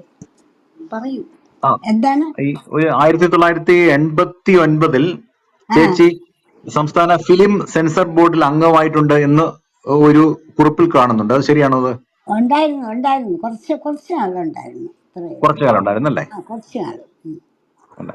അതെ, പിന്നെ ആകാശവാണിന്റെ അടുത്താണ് ഇതിന്റെ ഓഫീസ് ഇതുമൊക്കെ. അപ്പൊ എന്തെങ്കിലും ആവശ്യം വരുമ്പോഴത്തേക്ക് ഉടൻ വിളിക്കുന്നതായിട്ട്. എല്ലാത്തിനും വിളിച്ച സൗകര്യം ഉണ്ടെങ്കിൽ പോകും, പങ്കെടുക്കും. ഇതായിരിക്കും എല്ലാത്തിനും വിളിക്കുന്നത് എന്തുകൊണ്ടാന്ന് വെച്ചാൽ എല്ലാ പരിപാടികളും അറിയാം, പാട്ടും അറിയാം, നാടകം അറിയാം, പഴയ ഗാനങ്ങൾ അറിയാം, ഇങ്ങനെയൊക്കെ. അതുകൊണ്ട് മിക്കവാറും വിളിച്ചാലാവുന്നെങ്കിൽ പോകും. ഓഫീസിൽ നിന്ന് പോകാൻ പറ്റുമെങ്കിലേ പോകുള്ളൂ. ചേച്ചി, ഈ പ്രക്ഷേപണ ജീവിതത്തിലെ മറക്കാൻ പറ്റാത്ത അനുഭവങ്ങൾ, ഇത്രയും 41 വർഷത്തെ അനുഭവങ്ങൾ ഉണ്ടല്ലോ, അതില് ഓർമ്മയിൽ നിൽക്കുന്ന എന്തെങ്കിലും അനുഭവങ്ങൾ ഉണ്ടോ? അതില് ഓർമ്മ നിൽക്കുന്നതെന്ന് വെച്ചാല് പിന്നെ ഒരു പരിപാടിക്ക് പങ്കെടുക്കാമെന്ന് പറഞ്ഞു, ഒരു സ്പെഷ്യൽ പരിപാടിക്ക്.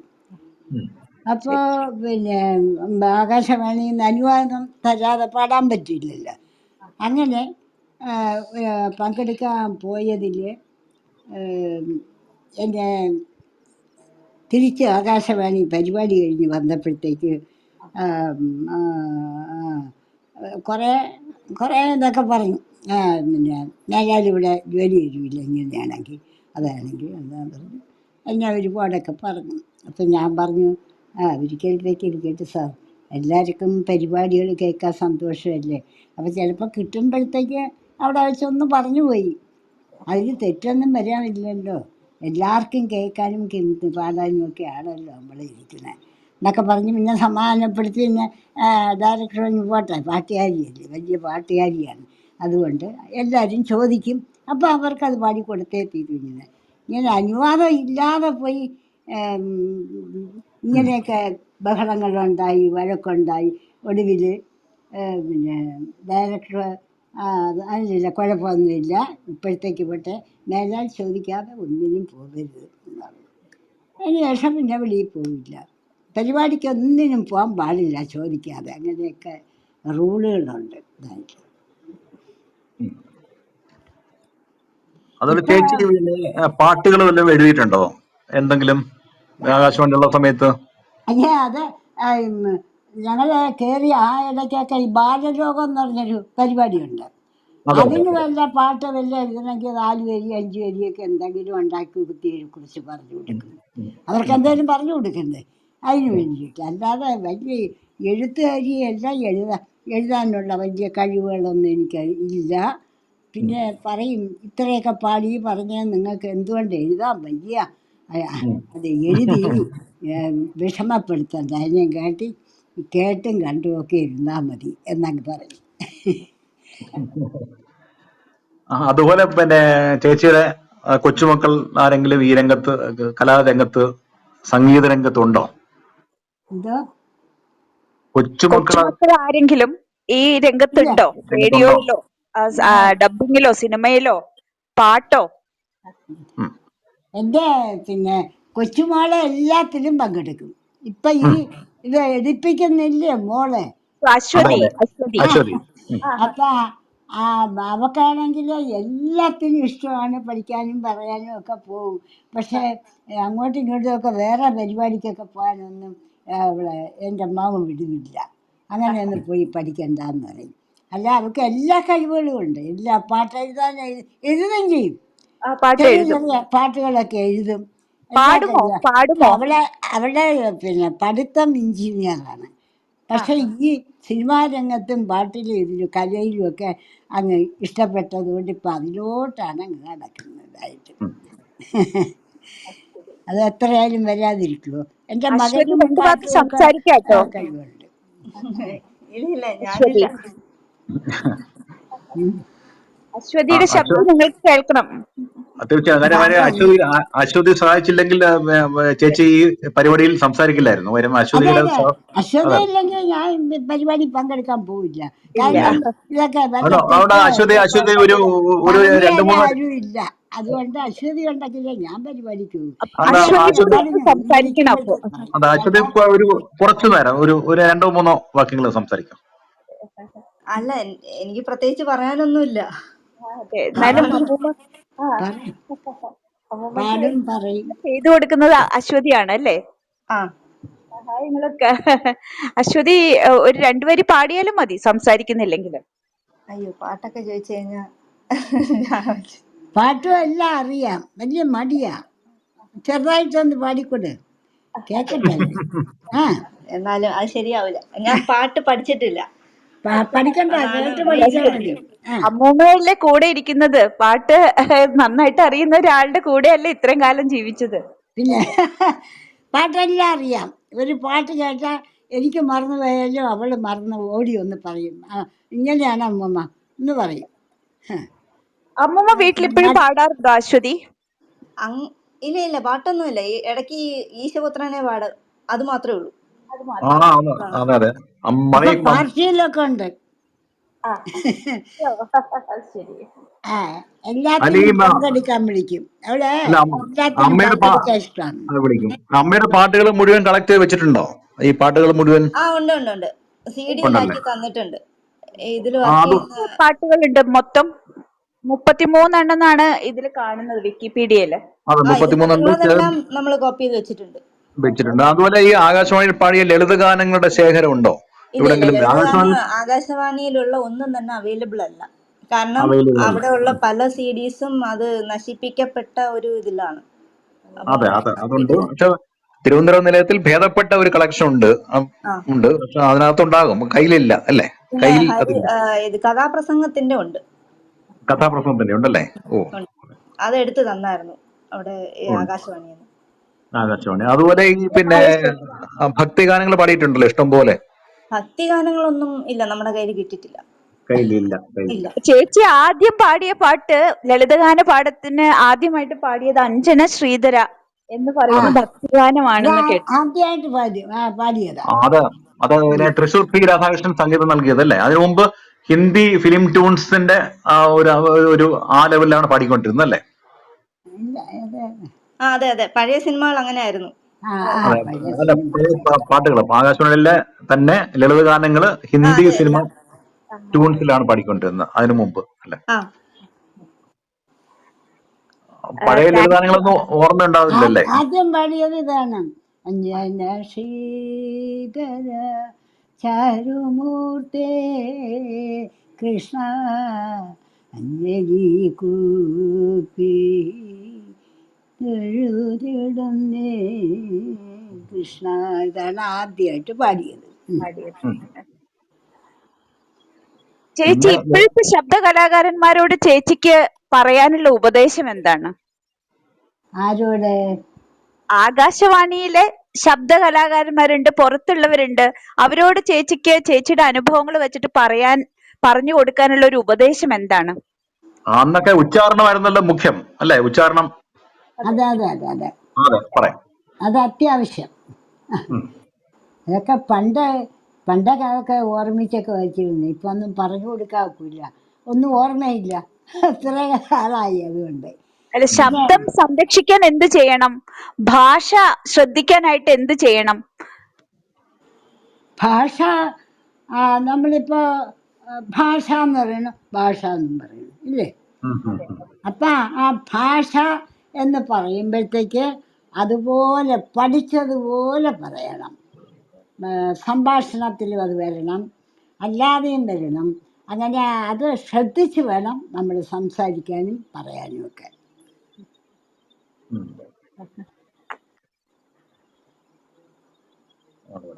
ഈ ശബ്ദ നിയന്ത്രണം ഒക്കെ ചേച്ചിക്ക് അന്ന് ആരെങ്കിലും പറഞ്ഞു തന്നിട്ടുണ്ടോ? നമ്മളുടെ സൗണ്ട് മോഡുലേഷൻ എന്ന് പറയില്ലേ, ശബ്ദ അതെ അതെ. നിയന്ത്രണം, അതൊക്കെ അത് പ്രാക്ടീസ് ചെയ്തിട്ടുണ്ടോ? അല്ല, നമുക്ക് കുറച്ച് അറിയാവുന്നവരാണെങ്കിൽ ആ സൗണ്ടൊക്കെ അതനുസരിച്ച് പറഞ്ഞു നോക്കും. നമ്മൾ കുറേ നാൾ അവിടെ ഇങ്ങനെ പ്രാക്ടീസ് ഉള്ളതുകൊണ്ട് ഇന്ന ശബ്ദത്തിൽ വരണം. ഒരു ഒരു വയസ്സായ ഒന്ന് പറയുമോ, അമ്മ അമ്മ ഒന്ന് പറഞ്ഞാട്ടെന്ന്. അതിനൊന്ന് മക്കളെ പറയാമല്ലോ എന്ന് പറഞ്ഞ് ആ ഭാഷയിൽ പറയുന്നു. അങ്ങനെ സൗണ്ട് മാറ്റിയും പറഞ്ഞുമൊക്കെ പഠിച്ചു വയ്ക്കണം, എന്നാലേ പറയാൻ പറ്റൂ, അല്ലാതെ ഒന്നും പറ്റില്ല. ചേച്ചി തിരുവനന്തപുരം സ്വദേശിയാണല്ലോ. പക്ഷെ ഇപ്പൊ തിരുവനന്തപുരം എല്ലാ നാടിനും ഓരോ സ്ലാങ്ങുകൾ പറയുന്നുണ്ട്. പക്ഷെ ആ ഒരു സ്ലാങ്ങും ചേച്ചിയുടെ സംഭാഷണത്തിൽ വരുന്നേ ഇല്ല. അത് എന്താണെന്ന് വെച്ചാൽ സൂക്ഷിച്ച് സംസാരിച്ചില്ലെങ്കിൽ വലിയ കലാകാരി എന്നൊക്കെ പറഞ്ഞിട്ട് എന്തുവാ ഈ പറഞ്ഞത് എന്ന് നിങ്ങളൊക്കെ ചോദിക്കില്ലേ? അല്ല അതുകൊണ്ട് വളരെ സൂക്ഷിക്കും. അല്ല, ഇപ്പോഴാണ് ഈ ട്രിവാൻഡ്രം സ്ലാങ് എന്ന് പറഞ്ഞിട്ടൊരു ഇത് വന്നിട്ടുള്ളത്. പണ്ട് ഫുൾ സെൻട്രൽ ലാംഗ്വേജ് എന്നുള്ള സെൻട്രൽ മലയാളം അതാണ് യൂസ് ചെയ്തിരുന്നത്. അത് തമിഴ് കലർന്ന ഒരു സ്ലാങ് വരുമ്പോഴാണെന്ന് തോന്നുന്നു അങ്ങനെ പറയുന്നത്. അതെ, പണ്ട് അങ്ങനെയായിരുന്നു. പണ്ട് ഒരുപാട് തമിഴ് നടിമാരും അവരൊക്കെ വന്നിട്ടുള്ളത് കൊണ്ട് അവര് നോർമലി സംസാരിക്കുമ്പോൾ തമിഴ് വരും.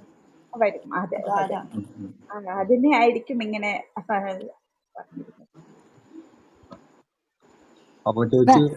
ഇതെല്ലാം കേട്ടു. ചേച്ചി പറഞ്ഞതൊക്കെ ഇഷ്ടപ്പെട്ടോ ഇല്ല എന്നുള്ളത് എനിക്കറിയില്ല. എനിക്ക് അറിയാവുന്നത് പോലെയൊക്കെ നിങ്ങളടുത്ത് പറഞ്ഞിട്ടുണ്ട്. ഇത്രയും നേരം ഇരുന്ന് 1 മണിക്കൂറാകാൻ പോണു ചേച്ചി. ഇത്രയും നേരം ഇരുന്നതിലുള്ള സന്തോഷം പറയാൻ വേണ്ടിയാണ് ഞാൻ തിരിഞ്ഞപ്പോഴാണ് ചേച്ചി ഇങ്ങോട്ട് ചോദിച്ചത്. അതൊക്കെ ഭഗവാൻ തരുന്നതാണ്. ഞാൻ വളരെ ഈശ്വരഭക്തിയുള്ളതാണ്. രാവിലെ അമ്പലം ഇപ്പൊ പോവാതെ ആയപ്പോഴേക്ക് രാവിലെ അയച്ച് എല്ലാ നാമങ്ങളും ഇതൊക്കെ. അപ്പം അക്ഷരശുദ്ധി അതും വരും, പാട്ടിൻ്റെ ഇനം വരും. ഇതൊക്കെ ഇങ്ങനെയൊക്കെ പഠിക്കണം. അല്ലാതെ നമ്മൾ അവിടെ ചെന്ന് എന്നെ പാടും ഇവിടെ ചെന്ന് പാടും അങ്ങനെയില്ല.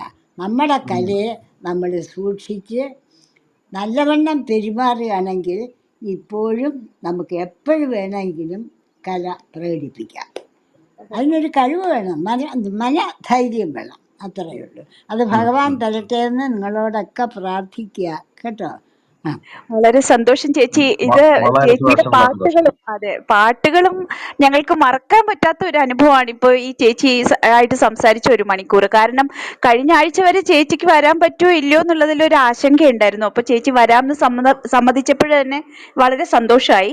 പിന്നെ ഇന്നത്തെ ഈ 1 മണിക്കൂർ വളരെ നന്നായിട്ട് ചേച്ചി സംസാരിക്കുകയും പഴയ കാര്യങ്ങളൊക്കെ ഓർത്തു പറഞ്ഞല്ലോ. ഇപ്പോഴേ ഞാൻ വന്ന് പറഞ്ഞില്ലെങ്കിൽ നിങ്ങൾക്ക് പിന്നെ കേൾക്കാക്കോ? പെട്ടെന്നിരുന്ന് പോയി കേൾക്കാൻ പറ്റുമോ? ദൈവം നിങ്ങളെ അനുഗ്രഹിച്ചു എന്ന് ഞാൻ പറഞ്ഞു. വളരെ സന്തോഷം. ചേച്ചിക്ക് എന്താ ദീർഘായുസ് ഉണ്ടാകട്ടെ, തീർച്ചയായിട്ടും സജീവമായിട്ടിരിക്കട്ടെ. ഇനി 10 വർഷം കഴിഞ്ഞ് ഞങ്ങൾ ഇതേ പ്രോഗ്രാമിൽ ചില മോഡിഫിക്കേഷൻ വരുത്തുമ്പോഴും ചേച്ചിയെ വിളിക്കും, അപ്പോഴും വരണം. തീർച്ചയായിട്ടും. എന്തായാലും നമ്മുടെ ഈ പരിപാടി എന്റെ ആകാശവാണിക്കാലം 2ാം ഭാഗത്തിന്റെ സമാപനം. ഇത് വളരെ ധന്യമായ ഒരു അനുഭവം. ഇതിൽ പങ്കെടുത്ത പ്രക്ഷേപണ കലാരംഗത്തെ മനീഷിയായ CS രാധാദേവി ചേച്ചിക്ക് നന്ദി. നല്ല ഓർമ്മ. ഹലോ, പറയാം ചേച്ചി. കേൾക്കുന്നുണ്ട്? പറഞ്ഞോളൂ ചേച്ചി, പറഞ്ഞോളൂ. അല്ല, ഈ പരിപാടി മുന്നോട്ട് കേൾക്കണം എന്ന് വിചാരിച്ചാലും ദൈവം കൂടി അനുഗ്രഹിക്കണം. അതുകൊണ്ട് നിങ്ങൾക്ക് എൻ്റെ ശബ്ദം ഇതുമൊക്കെ കേൾക്കണം എന്നുള്ളതുകൊണ്ട് ഭഗവാന്റെ അടുക്ക് ഞാൻ പറയുകയാണ്, ഈ കുട്ടികൾക്ക് ഇതിൽ ഇത്ര സന്തോഷമുള്ളത് കൊണ്ട് ഭഗവാൻ ഇത് കേൾപ്പിക്കണേ എന്ന് പ്രത്യേകം ഞാൻ പരമശിവനെ വിളിക്കുന്നതുകൊണ്ട് പരമശിവനേ വേണം, അവർക്ക് അനുഗ്രഹം കൊടുക്കണം എന്ന് പ്രത്യേകിച്ച് പറയാം. നിങ്ങൾക്ക് ഇത്രയും സന്തോഷം ഈ ഇത്രയും കേട്ടിട്ടും എന്നോടുള്ള ആ സന്തോഷം മാറുന്നില്ലല്ലോ. എനിക്കതിൽ വളരെ വളരെ വളരെ സന്തോഷം. എനിക്ക് ദൈവം അനുഗ്രഹിക്കട്ടെ, നിങ്ങളെ അനുഗ്രഹിക്കട്ടെ, നന്നായിട്ട് വരട്ടെ എന്ന് പ്രാർത്ഥിച്ചുകൊണ്ട് ഓം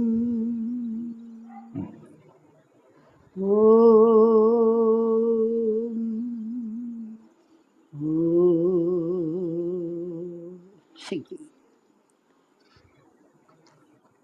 ചേച്ചിയുടെ നല്ല മനസ്സിന് നന്ദി, ഒരായിരം നന്ദി.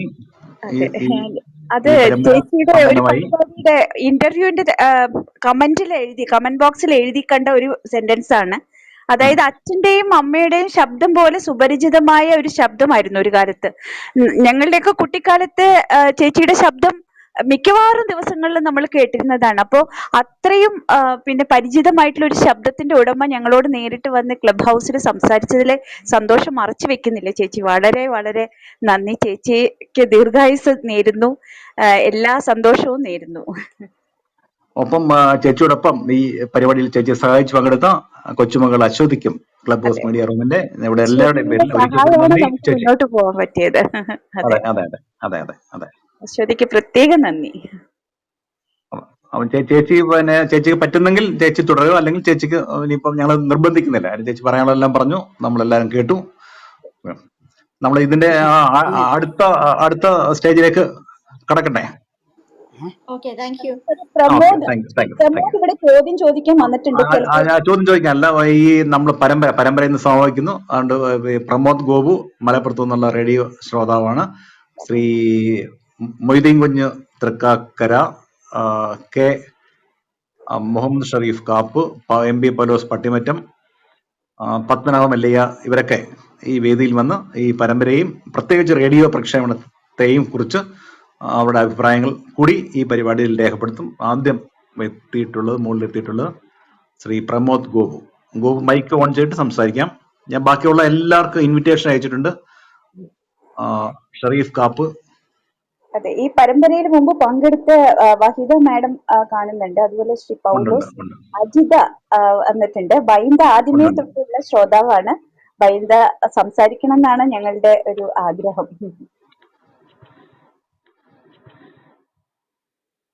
Hello Pramod hello, mike off ആണ്, മൈക്ക് ഓൺ ചെയ്യൂ. ഹലോ സംസാരിക്കാം. പൗലോസ് പട്ടിമറ്റം ആദ്യം മുതലേ സംസാരിക്കാൻ ഹാൻഡ് റൈസിംഗ് ബട്ടൺ ഉയർത്തിയിരുന്നു. നമ്മൾ അനുവദിച്ചു, പക്ഷെ അദ്ദേഹത്തിന് സംസാരിക്കാൻ പറ്റുന്നില്ല, എന്താണെന്നറിയില്ല. നമസ്കാരം. സംസാരിക്കുന്നുണ്ട് സർ. നമസ്കാരം, കേൾക്കുന്നുണ്ടോ? ക്ലബ് ഹൗസില് രാധാദേവി മാഡത്തിന്റെ അനുഭവങ്ങൾ വല്ലാത്ത ആകർഷണമായിരുന്നു. ഇത്രയും മുതിർന്ന ഒരു കലാപ്രതിഭയിൽ നിന്നും അനുഭവങ്ങൾ കേൾക്കാനായതിൽ വളരെ അഭിമാനമാണ് തോന്നുന്നത്. ഇന്നത്തെ സംവിധാനത്തിൽ നിന്നും വ്യത്യസ്തമായ സാഹചര്യത്തിലാണ് അവരുടെ കരിയർ. അവരുടെ കഠിന പ്രയത്നമായിരിക്കും അതിന്റെ അനുഭവങ്ങളിൽ നമുക്ക് മനസ്സിലാക്കാൻ കഴിഞ്ഞത്. ഇരേമ്യൻ തമ്പിയുടെ ഓമന തിങ്കൾക്കിടാവോ എന്നുള്ള ഗാനം അന്ന് നമ്മളെ കുട്ടിക്കാലത്തേക്കാണ് കൊണ്ടുപോയത്. റേഡിയോയിൽ ആ പാട്ട് കേട്ട അനുഭവത്തിലേക്ക്. ക്ലബ് ഹൗസ് മീഡിയ റൂമിന്റെ എന്റെ ആകാശവാണിക്കാലം പരമ്പരയിൽ നിരവധി പ്രശസ്തരെയാണ് പരിചയപ്പെടാൻ കഴിഞ്ഞത്. ഇവരുടെയൊക്കെ അനുഭവങ്ങൾ നമുക്ക് അറിയാത്ത ഒട്ടേറെ കാര്യങ്ങൾ പഠിപ്പിച്ചു. ചില പരിപാടികൾ കേൾക്കാൻ കഴിഞ്ഞില്ലെങ്കിലും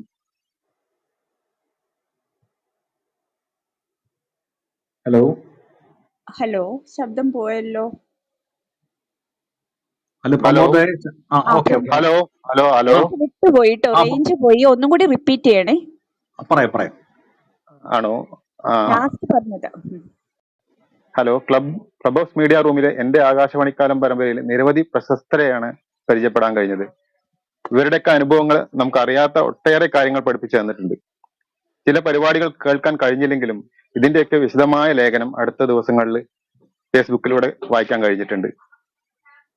റേഡിയോയെ നെഞ്ചോട് ചേർത്ത് വെച്ചിട്ടുള്ള ഈ സദുദ്യമത്തിൽ പങ്കെടുത്ത എല്ലാവരെയും ഈ അവസരത്തിൽ അഭിനന്ദിക്കുകയാണ്. റേഡിയോയുടെ പ്രസക്തി ഒരു സമയത്ത് ടെലിവിഷന്റെ അതിപ്രസരത്തിൽ മങ്ങലേറ്റു എന്ന് പറഞ്ഞിരുന്നു. എന്നാല് റേഡിയോ ജീവിതത്തിന്റെ ഭാഗമായവർ മറ്റേത് മാധ്യമങ്ങൾ ലോകത്തെ കീഴടക്കിയാലും അവരുടെ റേഡിയോ കേൾവി ശീലം ഒരിക്കലും കൈവിടിയില്ല. പ്രത്യേകിച്ച് ആകാശവാണിയിൽ നിന്നും കേൾക്കുന്ന പരിപാടികൾ. കാരണം അനേകരുടെ സന്തോഷത്തിനായി, അനേകരുടെ ക്ഷേമത്തിനായി എന്ന് അർത്ഥം വരുന്ന ബഹുജന സുഖായ ബഹുജന ഹിതായ എന്ന ആപ്തവാക്യം അക്ഷരം പ്രതി പാലിച്ചുകൊണ്ട് ആകാശവാണി സത്യസന്ധമായ വാർത്തകളാണ് ജനങ്ങളിലേക്ക് നൽകുന്നത്. ആകാശവാണി പരിപാടികൾ നമ്മുടെ സമയനിഷ്ഠയെ ക്രമീകരിക്കുന്നതിനും വളരെ പങ്കുവയ്ക്കുന്നുണ്ട്. കൂടാതെ ആരുടെയും സമയം കവരാതെ ജനങ്ങളുടെ അറിവിനെയും ആനന്ദത്തെയും പരിപോഷിച്ചുകൊണ്ടിരിക്കുകയാണ്. ഒരിക്കലും ജനമനസ്സുകളിലേക്ക് നെഗറ്റീവ് ചിന്തകൾ കടത്തിവിടാതിരിക്കാൻ ആകാശവാണി പ്രത്യേകം ശ്രദ്ധിച്ചിരുന്നു. ഇതിൽ നിന്നും മനസ്സിലാക്കാം ശബ്ദവീചികൾക്ക് മനുഷ്യന്റെ മനസ്സിനെ സ്വാധീനിക്കാനുള്ള കഴിവ് വളരെയേറെയാണെന്ന്. അതുകൊണ്ടൊക്കെ ആയിരിക്കുമല്ലോ സ്വകാര്യ FM ചാനലുകളുടെയും പോഡ്കാസ്റ്റ് പോലുള്ള പുതിയ പുതിയ മാധ്യമങ്ങളുടെയൊക്കെ കടന്നുവരവ്. കിടപ്പു രോഗികളായവർക്കും കാഴ്ച പരിമിതി നേടുന്നവർക്കും എന്നും ആശ്വാസമാണ് ആകാശവാണി.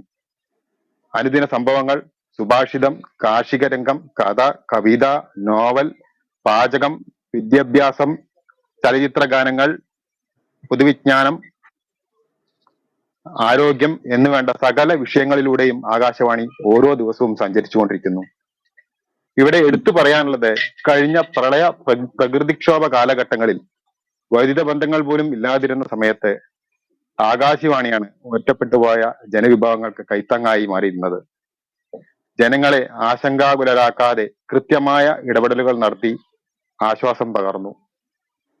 ഗാന്ധിമാർഗം പോലുള്ള പരിപാടികൾ ശ്രോതാക്കൾക്ക് ആദർശ ജീവിതത്തിന്റെ സന്മാർഗം തെളിയിച്ചുകൊണ്ടിരുന്നു. വിദ്യാർത്ഥികൾക്കും യുവജനങ്ങൾക്കും അവരുടെ സർഗവാസനകൾ പുറത്തെടുക്കുവാൻ ആകാശവാണി എന്നും തുണയായിരുന്നു. ആകാശവാണി എന്നാൽ പ്രക്ഷേപണം ചെയ്യുന്നത് മാത്രം കേൾക്കുക എന്നതായിരുന്നു ഒരു സമയത്ത് പറഞ്ഞിരുന്നത്. ഇന്ന് ശ്രോതാക്കൾക്കും ആകാശവാണിയോട് അവന്റെ ഇഷ്ടങ്ങൾ പറയാൻ അവസരം ഒരുക്കിയിരിക്കുന്നു. അവർക്ക് പരിപാടികൾ അവതരിപ്പിക്കാൻ അവസരം ഒരുക്കിയിരിക്കുന്നു. അതെല്ലാം പ്രതിഭാധനന്മാരായ മേധാവികളുടെ ഇച്ഛാശക്തി ഒന്നുകൊണ്ട് മാത്രമാണ്. മറ്റൊരു മാധ്യമങ്ങൾക്കും അവകാശപ്പെടാൻ കഴിയാത്തതാണ് അതിന്റെ ആസ്വാദകർക്ക് ഒരു സംഘടന. അഖില കേരള റേഡിയോ ലിസണേഴ്സ് അസോസിയേഷൻ എന്ന പേരിൽ ശ്രോതാക്കൾ സംഘടിച്ചു. ആകാശവാണിയുടെ ഉയർച്ച മാത്രമാണ് അവരുടെ ലക്ഷ്യം. ശ്രോതാക്കളും നിലയം അധികാരികളും തമ്മിൽ ശക്തമായ ബന്ധങ്ങളായിരുന്നു ഉണ്ടായിരുന്നത്. മാധ്യമ പ്രവർത്തനത്തിലൂടെ കടന്നുവന്ന പ്രദീപ് കുമാർ സാറിനെ പോലുള്ള നിലയം മേധാവികൾ സാധാരണക്കാരുടെ പ്രശ്നങ്ങൾ തൊട്ടറിഞ്ഞവരായിരുന്നു. അവർ നല്ല നല്ല പരിപാടികൾ ശ്രോതാക്കൾക്കായി ഒരുക്കി നൽകി. ശ്രോതാക്കളിൽ നിന്നുള്ള ആരോഗ്യകരമായ വിമർശനങ്ങൾ ഉൾക്കൊണ്ട് പരിപാടികളിൽ കാലാനുസൃതങ്ങളായ മാറ്റങ്ങൾ വരുത്തിക്കൊണ്ടിരുന്നു. അതെല്ലാം അവർ ജോലി ചെയ്തിരുന്ന നിലയങ്ങളുടെ പ്രശസ്തി വർദ്ധിപ്പിച്ചിട്ടേ ഉള്ളൂ. ശ്രോതാക്കളെ കേരളത്തിൽ ആകമാനം സംഘടിപ്പിക്കുന്നതിൽ മുൻപന്തിയിൽ ഉണ്ടായിരുന്ന സംസ്ഥാന നേതാവ് KSK ആലപ്പാട് കഴിഞ്ഞ മാസം അന്തരിച്ചു. ശ്രോതാക്കളെ സംബന്ധിച്ചിടത്തോളം കനത്ത നഷ്ടമാണ് അദ്ദേഹത്തിന്റെ വിയോഗം. അദ്ദേഹത്തെ ഈ അവസരത്തിൽ ഞാൻ സ്മരിക്കുകയാണ്.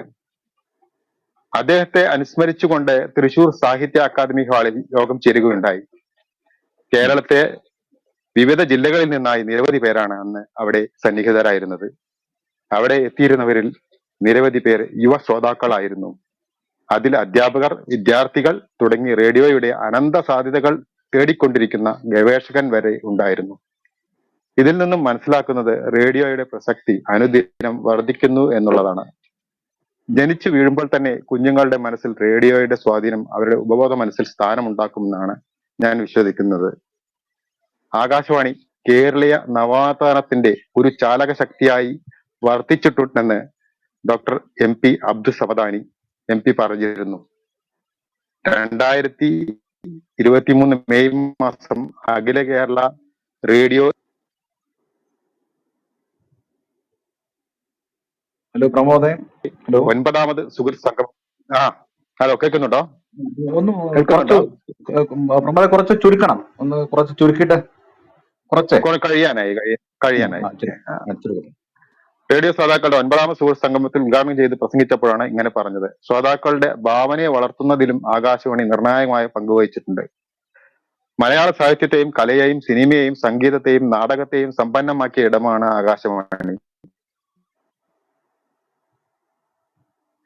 അതോടൊപ്പം ദരിദ്രരും നിരക്ഷരരുമായ വലിയ വിഭാഗം ജനതയെ വായനയുടെയും സാഹിത്യത്തിലെ മഹത്തായ കൃതികളും റേഡിയോ നാടകങ്ങൾക്ക് വിഷയമായിട്ടുണ്ട്.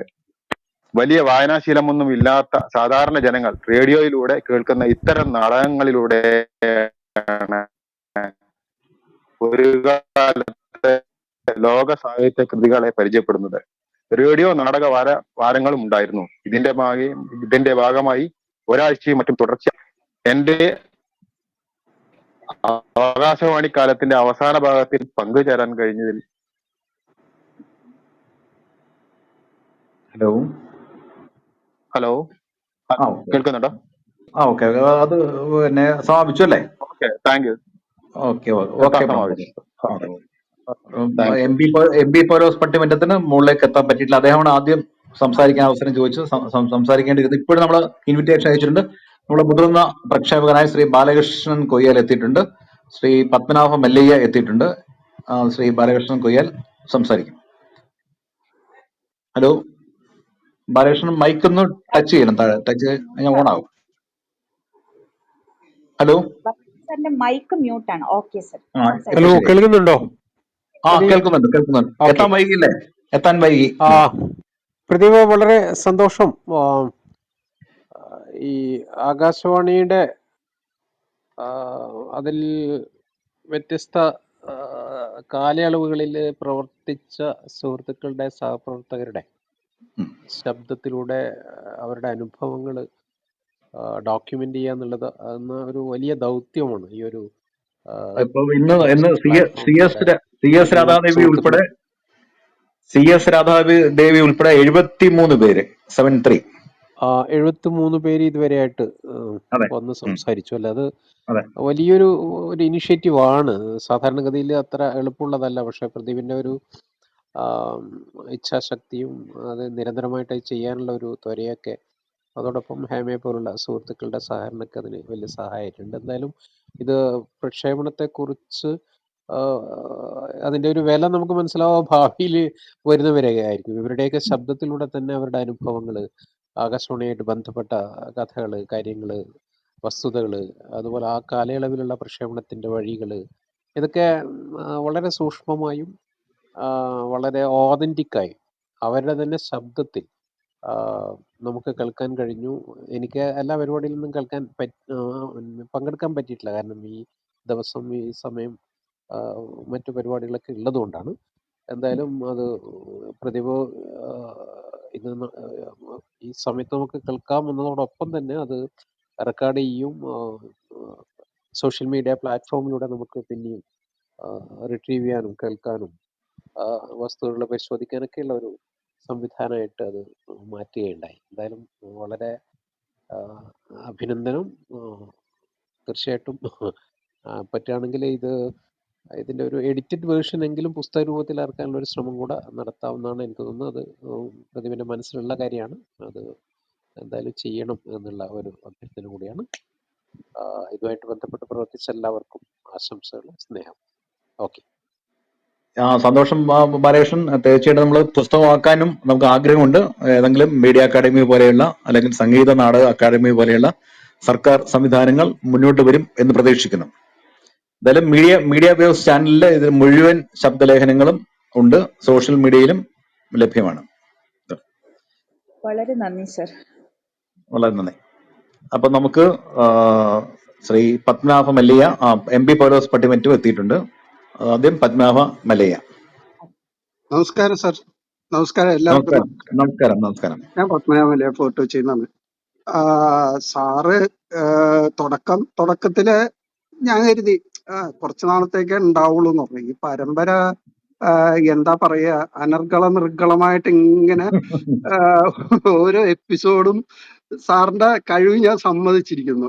അതായത് 73, ഇപ്പൊ ബാലകൃഷ്ണൻ കൊയ്യാൽ സാറ് പറഞ്ഞ പോലെ തന്നെ 73 എപ്പിസോഡുകളായിട്ട് ഇത് പോയി എന്ന് പറഞ്ഞാൽ, എനിക്ക് കുറച്ച് എപ്പിസോഡുകളിൽ എനിക്ക് പങ്കെടുക്കാൻ പറ്റിയില്ല. ഔട്ട് ഓഫ് സ്റ്റേഷൻ അല്ലെങ്കിൽ ഹലോ, ശബ്ദം പോയി. 73 എപ്പിസോഡ് ഇല്ലല്ലോ സർ. 73 എപ്പിസോഡ് ഇല്ല, 73 പേർ. 73 പേർ. 73 പേർ. ഹലോ. ഒരു കാര്യം ചെയ്യും. പിന്നെ പത്മനാഭ മല്ലയ്യ വരട്ടെ, നമുക്ക് MP പൗലോസ് പട്ടിമറ്റത്തിലേക്ക് പോകാം അല്ലേ? അതെ അതെ. അദ്ദേഹം മൈക്ക് മ്യൂട്ടാണ്. മൈക്ക് മ്യൂട്ടാണ്. മൈക്ക് ഓൺ ചെയ്തിട്ട് സംസാരിക്കുവോ മാഷെ? പൗലോസ് പട്ടിമറ്റം. കുഴപ്പമില്ല, എത്തി. കണ്ടിന്യൂ ചെയ്യാം. ഇടയ്ക്ക് ഓഫായി പോയി മൈക്ക്. മൈക്ക് ഓഫായി പോയി. ശ്രീ പത്മനാഭ മല്ലയ്യ മൈക്ക് ഓൺ ചെയ്തിട്ട് സംസാരിക്കുവോ? ഓക്കെ, ഓണാണല്ലോ. ഇപ്പൊ ശരിയായി. കേൾക്കാവോ? ഇപ്പോൾ ശരിയായി. അതെ. അപ്പോ ഇത്രയും ഇത് കുറെ കാര്യങ്ങൾ ഇതിൽ നിന്ന് അറിയാൻ പറ്റി. ആകാശവാണിയുടെ ഉള്ളറകള്, പിന്നെ അതിന്റെ ഈ റെക്കോർഡിങ്ങിന്റെ അതൊരു സ്രോതസ്, എവിടെ നിന്നാണ് ഇത് റെക്കോർഡിങ് ചെയ്യുന്ന, പഴയ ടേപ്പ് സിസ്റ്റം, ഇപ്പോഴത്തെ ആധുനിക സിസ്റ്റം ഒക്കെ ഓരോന്നും അറിയാൻ പറ്റി. പിന്നെ ട്രാവൻകൂർ റേഡിയോനെ കുറിച്ചും അവിടുത്തെ തുടക്കത്തിലുള്ള റേഡിയോ പ്രക്ഷേപണം, അതിന്റെ ഒക്കെ എല്ലാ കാര്യങ്ങളും കൃത്യമായിട്ട് ഓരോരുത്തര് അവതരിപ്പിച്ചു. മല്ലയുടെ വീണ്ടും മൈക്ക് പോയി അല്ലേ? ബൈക്ക് പോയി. നമുക്കൊരു ഒത്തിരി ഒന്ന് വെയിറ്റ് ചെയ്യാം അല്ലേ? അദ്ദേഹം പറഞ്ഞത് 2 ഭാഗമായിട്ട് മൊത്തം 73 പേർ, 37 ഭാഗം. ഇപ്പൊ ആദ്യ ഭാഗത്ത് 2021 ഒക്ടോബർ 2 മുതൽ 2022 മാർച്ച് 12 വരെയുള്ള ആദ്യ ഭാഗത്തിലെ 24 എപ്പിസോഡ്. ഇപ്പോൾ 2023 നവംബർ 4 മുതൽ ഇന്ന് വരെയുള്ള 13 എപ്പിസോഡ്. അങ്ങനെ മൊത്തം 37 എപ്പിസോഡ്, 73 പ്രക്ഷേപകർ. അല്ല, ഏറ്റവും ഇന്ന് CS രാധാദേവി പങ്കെടുത്ത ഏറ്റവും പ്രായമുള്ള പ്രക്ഷേപക എനിക്ക് തോന്നുന്നു. അത് കഴിഞ്ഞിട്ട് തിരുവിഴ ജയശങ്കറാണ് എന്ന് തോന്നുന്നു. അതെ, ബാലകൃഷ്ണൻ കൊയ്യാലൊക്കെ പങ്കെടുത്ത എപ്പിസോഡ് ആദ്യ ഭാഗത്തായിരുന്നു. അതെ, തങ്കമണി ചേച്ചി. M തങ്കമണി. അത് നമുക്ക് പൗലോസ് പട്ടിമറ്റത്തിലേക്ക് പോയാലോ? തിരിച്ച് പിന്നീട് വരാം. ഹലോ, കേൾക്കാമോ? കേൾക്കാം. നമസ്കാരം. ഞാൻ പല പ്രാവശ്യം പ്രദീപ് സാർ എന്നെ ഇൻവൈറ്റ് ചെയ്തെങ്കിലും മുന്നുള്ള എപ്പിസോഡുകൾക്ക് എനിക്ക് തിരക്കുകൊണ്ട് കയറാൻ സാധിച്ചില്ല. ഇന്ന് ഈ സാറ്റർഡേ കേൾക്കാനായിട്ട് സാധിച്ചു. വളരെ സന്തോഷം. അതും ഇതുപോലുള്ള രാധാദേവി പോലെയുള്ള ഒരു വലിയ പ്രക്ഷേപകയുടെ ശബ്ദമാണ് ആദ്യമായിട്ട് ക്ലബ് ഹൗസിലൂടെ, ഈ പ്രോഗ്രാമിലൂടെ കേട്ടത്. അതിലെ ഓർമ്മകള് ഒത്തിരി കുഴഞ്ഞു മറിഞ്ഞാണ് കിടക്കുന്നതെങ്കിലും അതിനെ വളരെ തന്മയത്തോടു കൂടിയാണ് അവതാരകർ 2 പേരും, ശ്രീമാൻ പ്രദീപും ശ്രീമതി ഹേമലതയും കൈകാര്യം ചെയ്തത്. അതുകൊണ്ട് തന്നെ നമ്മുടെ ഒരു മുത്തശ്ശിയുടെ അല്ലെങ്കിൽ നമ്മുടെ ഒരു അമ്മയുടെ പ്രായം വരുന്ന അവരെ വീണ്ടും അവരുടെ ഓർമ്മകളിലേക്ക് നയിച്ചതിൽ വളരെ സന്തോഷമുണ്ട്. ഞാനിങ്ങനെ ആകാംക്ഷാപൂർവം കേട്ടിരിക്കുകയായിരുന്നു. അവരുടെ ശബ്ദത്തിന്റെ വിവിധ ഘട്ടങ്ങളുണ്ട്. ഞാനൊക്കെ ഏതാണ്ട് ബാല്യകാലത്ത് തന്നെ റേഡിയോ കേട്ടു തുടങ്ങിയ ഒരാളാണ്. പ്രദീപ് സാറിന് അറിയാം. ഏതാണ്ട് 50 വർഷം ആവുന്നു. അന്നത്തെ അവരുടെ ശബ്ദത്തിലെ ഒരു മാധുര്യം, പിന്നീട് വന്ന ഒരു മധ്യവയസ്കയുടെ ശബ്ദം, പിന്നീട് ഒരു റേഡിയോ നാടകത്തിന്റെ പരമ്പരയില് ഇപ്പോഴുള്ള ശബ്ദത്തിന്റെ ഏതാണ്ട് ആ ശബ്ദം വന്നു തുടങ്ങിയ സമയത്ത്, അപ്പൊ അങ്ങനെ യേശുദാസിന്റെ ശബ്ദത്തിന്റെ വിവിധ ഘട്ടങ്ങൾ എന്ന് പറഞ്ഞ പോലെ അവരുടെ ശബ്ദത്തിന്റെ വിവിധ ഘട്ടങ്ങൾ ശരിക്കും റേഡിയോ ശ്രദ്ധിച്ചിട്ടുള്ളവരുടെ മനസ്സിൽ ഇപ്പോഴും പതിഞ്ഞു നിൽക്കുന്നുണ്ട്. ഏതായാലും ഈ ക്ലബ് ഹൗസ് ചർച്ച ധൈര്യമായിട്ട് തുടങ്ങിയ ശ്രീമാൻ പ്രദീപ് സാറിനെ അഭിനന്ദിക്കുകയാണ്. കൂടുതൽ കലാകാരന്മാര് ഇതിനകത്ത് പങ്കെടുക്കുകയും ധാരാളം പേര് റിട്ടയർ ചെയ്ത് ഇപ്പോഴും കലാരംഗത്തുള്ളവരുണ്ട്, കലയെ സ്നേഹിക്കുന്നവരുണ്ട്. അവരൊക്കെ ഇനിയും വരണം. ആരെങ്കിലും വരാനുണ്ടെങ്കിൽ, ഞാൻ ഇത്രയും എപ്പിസോഡ് കേൾക്കാത്തയാള് ഇനിയും വരണമെന്ന് ഉദ്ദേശിക്കുന്നത് ഉദ്ദേശിച്ചെന്നുള്ള ചെറിയൊരു ഡൗട്ട് ഉണ്ടായേക്കാം. അതുകൊണ്ടാണ് എനിക്ക് റേഡിയോയിൽ നിന്ന് വിരമിച്ചവരോട് പറയാനുള്ളത്, ദയവ് ചെയ്ത് നിങ്ങൾ റേഡിയോ കേൾക്കണം എന്നുള്ളതാണ്. അതായത് നിങ്ങൾ പ്രവർത്തിച്ച നിലയങ്ങള്, ഇതിപ്പോ ട്രിവാൻഡ്രത്താണെങ്കിലും ഇവിടെ കൊച്ചി ആണെങ്കിലും മറ്റേത് ഇപ്പോ ഏത് നിലയാണെങ്കിലും തൃശ്ശൂരാണെങ്കിലും കേൾക്കണം. അതിന്റെ ഇപ്പോഴത്തെ ഒരു ശോചനീയാവസ്ഥ പല പല നിലയങ്ങളുടെയും അതിന് കാരണം മറ്റു പലതുണ്ടാകാം. പക്ഷെ നമ്മൾ അനുഭവിച്ച ആ ഒരു സുഖം, നമ്മൾ അനുഭവിച്ച ആ ഒരു വിജ്ഞാനത്തിന്റെ മേഖല, നമ്മൾ അനുഭവിച്ച അല്ലെങ്കിൽ നമ്മൾ കേട്ട ആ ഒരു കേൾവിയുടെ ഒരു മഹാസമുദ്രം, അത് അനുഭവിക്കാൻ ഇനിയുള്ള തലമുറയിലെ കുറെ അധികം പേർക്കെങ്കിലും താല്പര്യമുണ്ടാകും. അതിനെ പൊട്ടിയടച്ച് കളയുന്ന തീരുമാനത്തെ നമുക്കിപ്പോ ഒറ്റയടിക്ക് എതിർക്കുകയല്ല. പക്ഷെ ഇപ്പോൾ ഉള്ള പ്രക്ഷേപകർ ചെയ്യേണ്ടത് നിങ്ങൾക്ക് സാധിക്കുന്നത് പോലെ ചെയ്യണം എന്നൊന്ന് ഉപദേശിക്കാനുള്ള ആ ഒരു ആർജവം എന്ന് ഞാൻ ഉള്ള വാക്ക് ഉപയോഗിക്കാമെന്ന് അറിഞ്ഞുകൂടാ. അത് നിങ്ങൾ കാണുക. കാരണം നിങ്ങളുടെ സുഹൃത്തുക്കളാണ് ഇപ്പോൾ പല നിലയങ്ങളും അതിന്റെ നേതൃത്വ നിലയിലുള്ളത്. അവർ കൂടി പോയാൽ എന്താകും എന്നുള്ളത് വേറൊരു പ്രശ്നം. പക്ഷെ പല നിലയങ്ങളും എന്നാ പിന്നെ എങ്ങനെയൊക്കെ മതി എന്നുള്ള നിലയിലേക്ക് വന്നിരിക്കുന്നു. പരിതാപകരമായിട്ടുള്ള ഒരു അവസ്ഥയാണ്. അപ്പോ എന്റെ മക്കളെ, എന്റെ ചെറുമക്കളെയും ഈ ആകാശവാണി കേൾപ്പിക്കണം. ആകാശവാണി ഒത്തിരി വൈവിധ്യവൽക്കരിക്കപ്പെട്ടിട്ടുണ്ട്. അതും ഉൾക്കൊള്ളണം, നിന്നു പോകാതിരിക്കട്ടെ എന്ന് മാത്രമാണ് അപേക്ഷ. ഏതായാലും പ്രദീപ് കുമാറിന്റെയും സംഘത്തിൽ ഈ ക്ലബ് ഹൗസ് ചർച്ചകള് ജീവിതത്തിലേക്ക് എത്തട്ടെ. ഇനിയും സാധിക്കുന്നിടത്തോളം കാലം ഇതിൽ കയറുവാനും ശ്രമിക്കുവാനും ശ്രമിക്കും എന്ന് ഞാൻ ഉറപ്പുവരുന്നു. നന്ദി. വളരെ നന്ദി. വളരെ സന്തോഷം. ഞാൻ ആമുഖത്തിൽ പറഞ്ഞ പോലെ റേഡിയോയെ കുറിച്ചുള്ള 6ാമത്തെ പരമ്പരയാണിത്.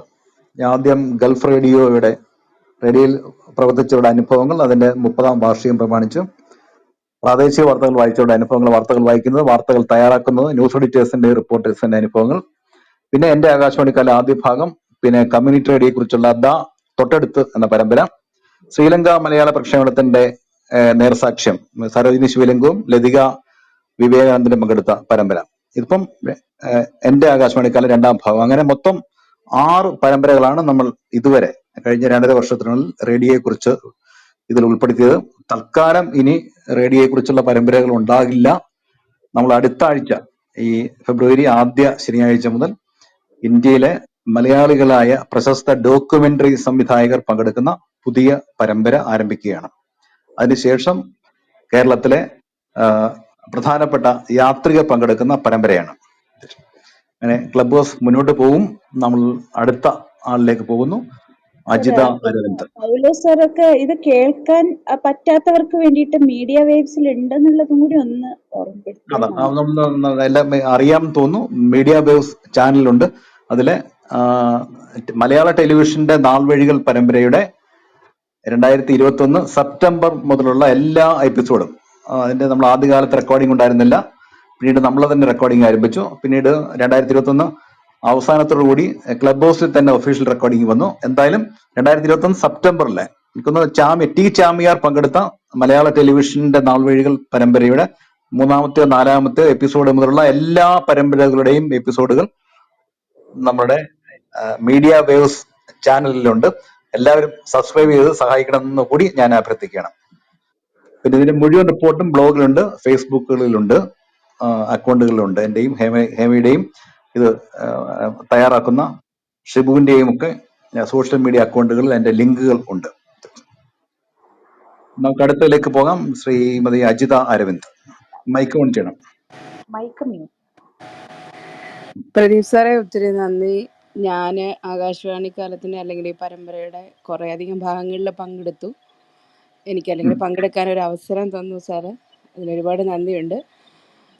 പിന്നെ ഇനിയും ആകാശവാണിക്കാലം വളരെ സമ്പന്നമായ ഒരു ആകാശവാണിക്കാലം ആയിരുന്നു ഇതുവരെ എല്ലാവരും പറഞ്ഞിരുന്നത്. കാരണം ഞാൻ ഒത്തിരി പേരുടെ കൂടെ വർക്ക് ചെയ്ത് അതിൻ്റെ അനുഭവങ്ങൾ എനിക്കും പങ്കുവയ്ക്കാൻ പറ്റി. താഴെ വഹിത മേഡം ഇരിക്കുന്നത് ഞാൻ കണ്ടു, പിന്നെ ഗായത്രി, ബൈന്ദ, എല്ലാവരെയും കണ്ടു.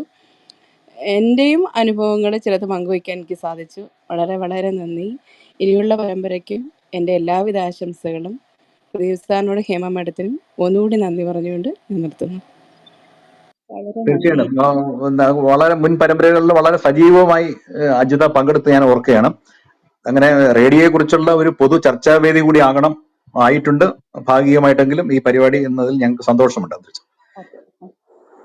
അപ്പൊ ഇനിയും മൊയ്തീൻ കുഞ്ഞ് തൃക്കാക്കരയാണ് സംസാരിക്കാനുള്ളത്. ഷിബുവും സംസാരിക്കും എന്ന് ഞാൻ പ്രതീക്ഷിക്കുന്നു. വഹീദയുണ്ട്, ബൈന്ദയുണ്ട്, ഗായത്രിയുണ്ട്. ഗായത്രി നമ്മുടെ ആദ്യ പരമ്പരയിൽ സംസാരിച്ചിരുന്നു, ഗൾഫ് റേഡിയോയെ കുറിച്ചുള്ള ആദ്യ പരമ്പരകളിൽ. അതെ. അതുപോലെ കാപ്പ മൊയ്തീൻ കുഞ്ഞ്. മൊയ്തീൻ കുഞ്ഞ് കാപ്പനെ ഇപ്പം കാണുന്നില്ലല്ലോ, ഉണ്ടോ? ഉണ്ട്, ഇതിലുണ്ട്, താഴെ ഉണ്ട്. അദ്ദേഹത്തിനെ ഇൻവൈറ്റ് ചെയ്യാവുന്നതാണ്. ഓക്കെ. വഹീദ സംസാരിക്കുന്നെങ്കിൽ മുന്നോട്ട് വരണം. വഹീദ ഇല്ല. സർ എല്ലാവർക്കും ഇൻവൈറ്റ് അയച്ചിട്ടുണ്ടെന്നല്ലേ പറഞ്ഞത്? അതെ അതെ, അയച്ചിട്ടുണ്ട്. ഞാൻ എല്ലാവർക്കും അയച്ചിട്ടുണ്ട്. ഒന്നും കൂടെ അയക്കാം. മുകളിലേക്ക് വരാൻ പറ്റും. ബൈന്ദ എല്ലാ പിന്നെ പ്രോഗ്രാമും അറ്റൻഡ് ചെയ്തിരുന്ന ആളാണ്. ബൈന്ദ സംസാരിക്കുന്നുണ്ടെങ്കിൽ ഒരു വാക്ക് സംസാരിക്കാം. മാത്രമല്ല ഇപ്പൊ നമ്മള് നേരത്തെ ഉള്ള കേരളത്തിലെ ചിത്രകാരന്മാർ പങ്കെടുത്ത പരമ്പര വര മൊഴി സാക്ഷ്യം, അത് ഈ വർഷം അവസാനം പുസ്തകമാകുമെന്ന് പ്രതീക്ഷിക്കപ്പെടുന്നുണ്ട്. അതിനു മുമ്പ് കേരളത്തിലെ പ്രശസ്തരായിട്ടുള്ള ന്യൂസ് ഫോട്ടോഗ്രാഫേഴ്സ് പങ്കെടുത്ത ചിത്രം ചരിത്രം പരമ്പര പുസ്തകമാകുന്നുണ്ട്. അതിന്റെ ആദ്യ ഭാഗമായി ഞാൻ കഴിഞ്ഞ ആഴ്ചയും ഇവിടെ പറഞ്ഞിരുന്നു. അതിന് മുമ്പത്തെ ആഴ്ച ഹേമയും പറഞ്ഞിരുന്നു. ഇത് മലയാളം, സമകാലിക മലയാളം വാരികയിൽ അത് സീരിയലൈസ് ചെയ്യുന്നുണ്ട്. ഇപ്പൊ 3 ആഴ്ചയായി. അത് 20 അധ്യായം അതിൽ വരുന്നുണ്ട്. അതിനുശേഷം അത് പുസ്തകമാകും.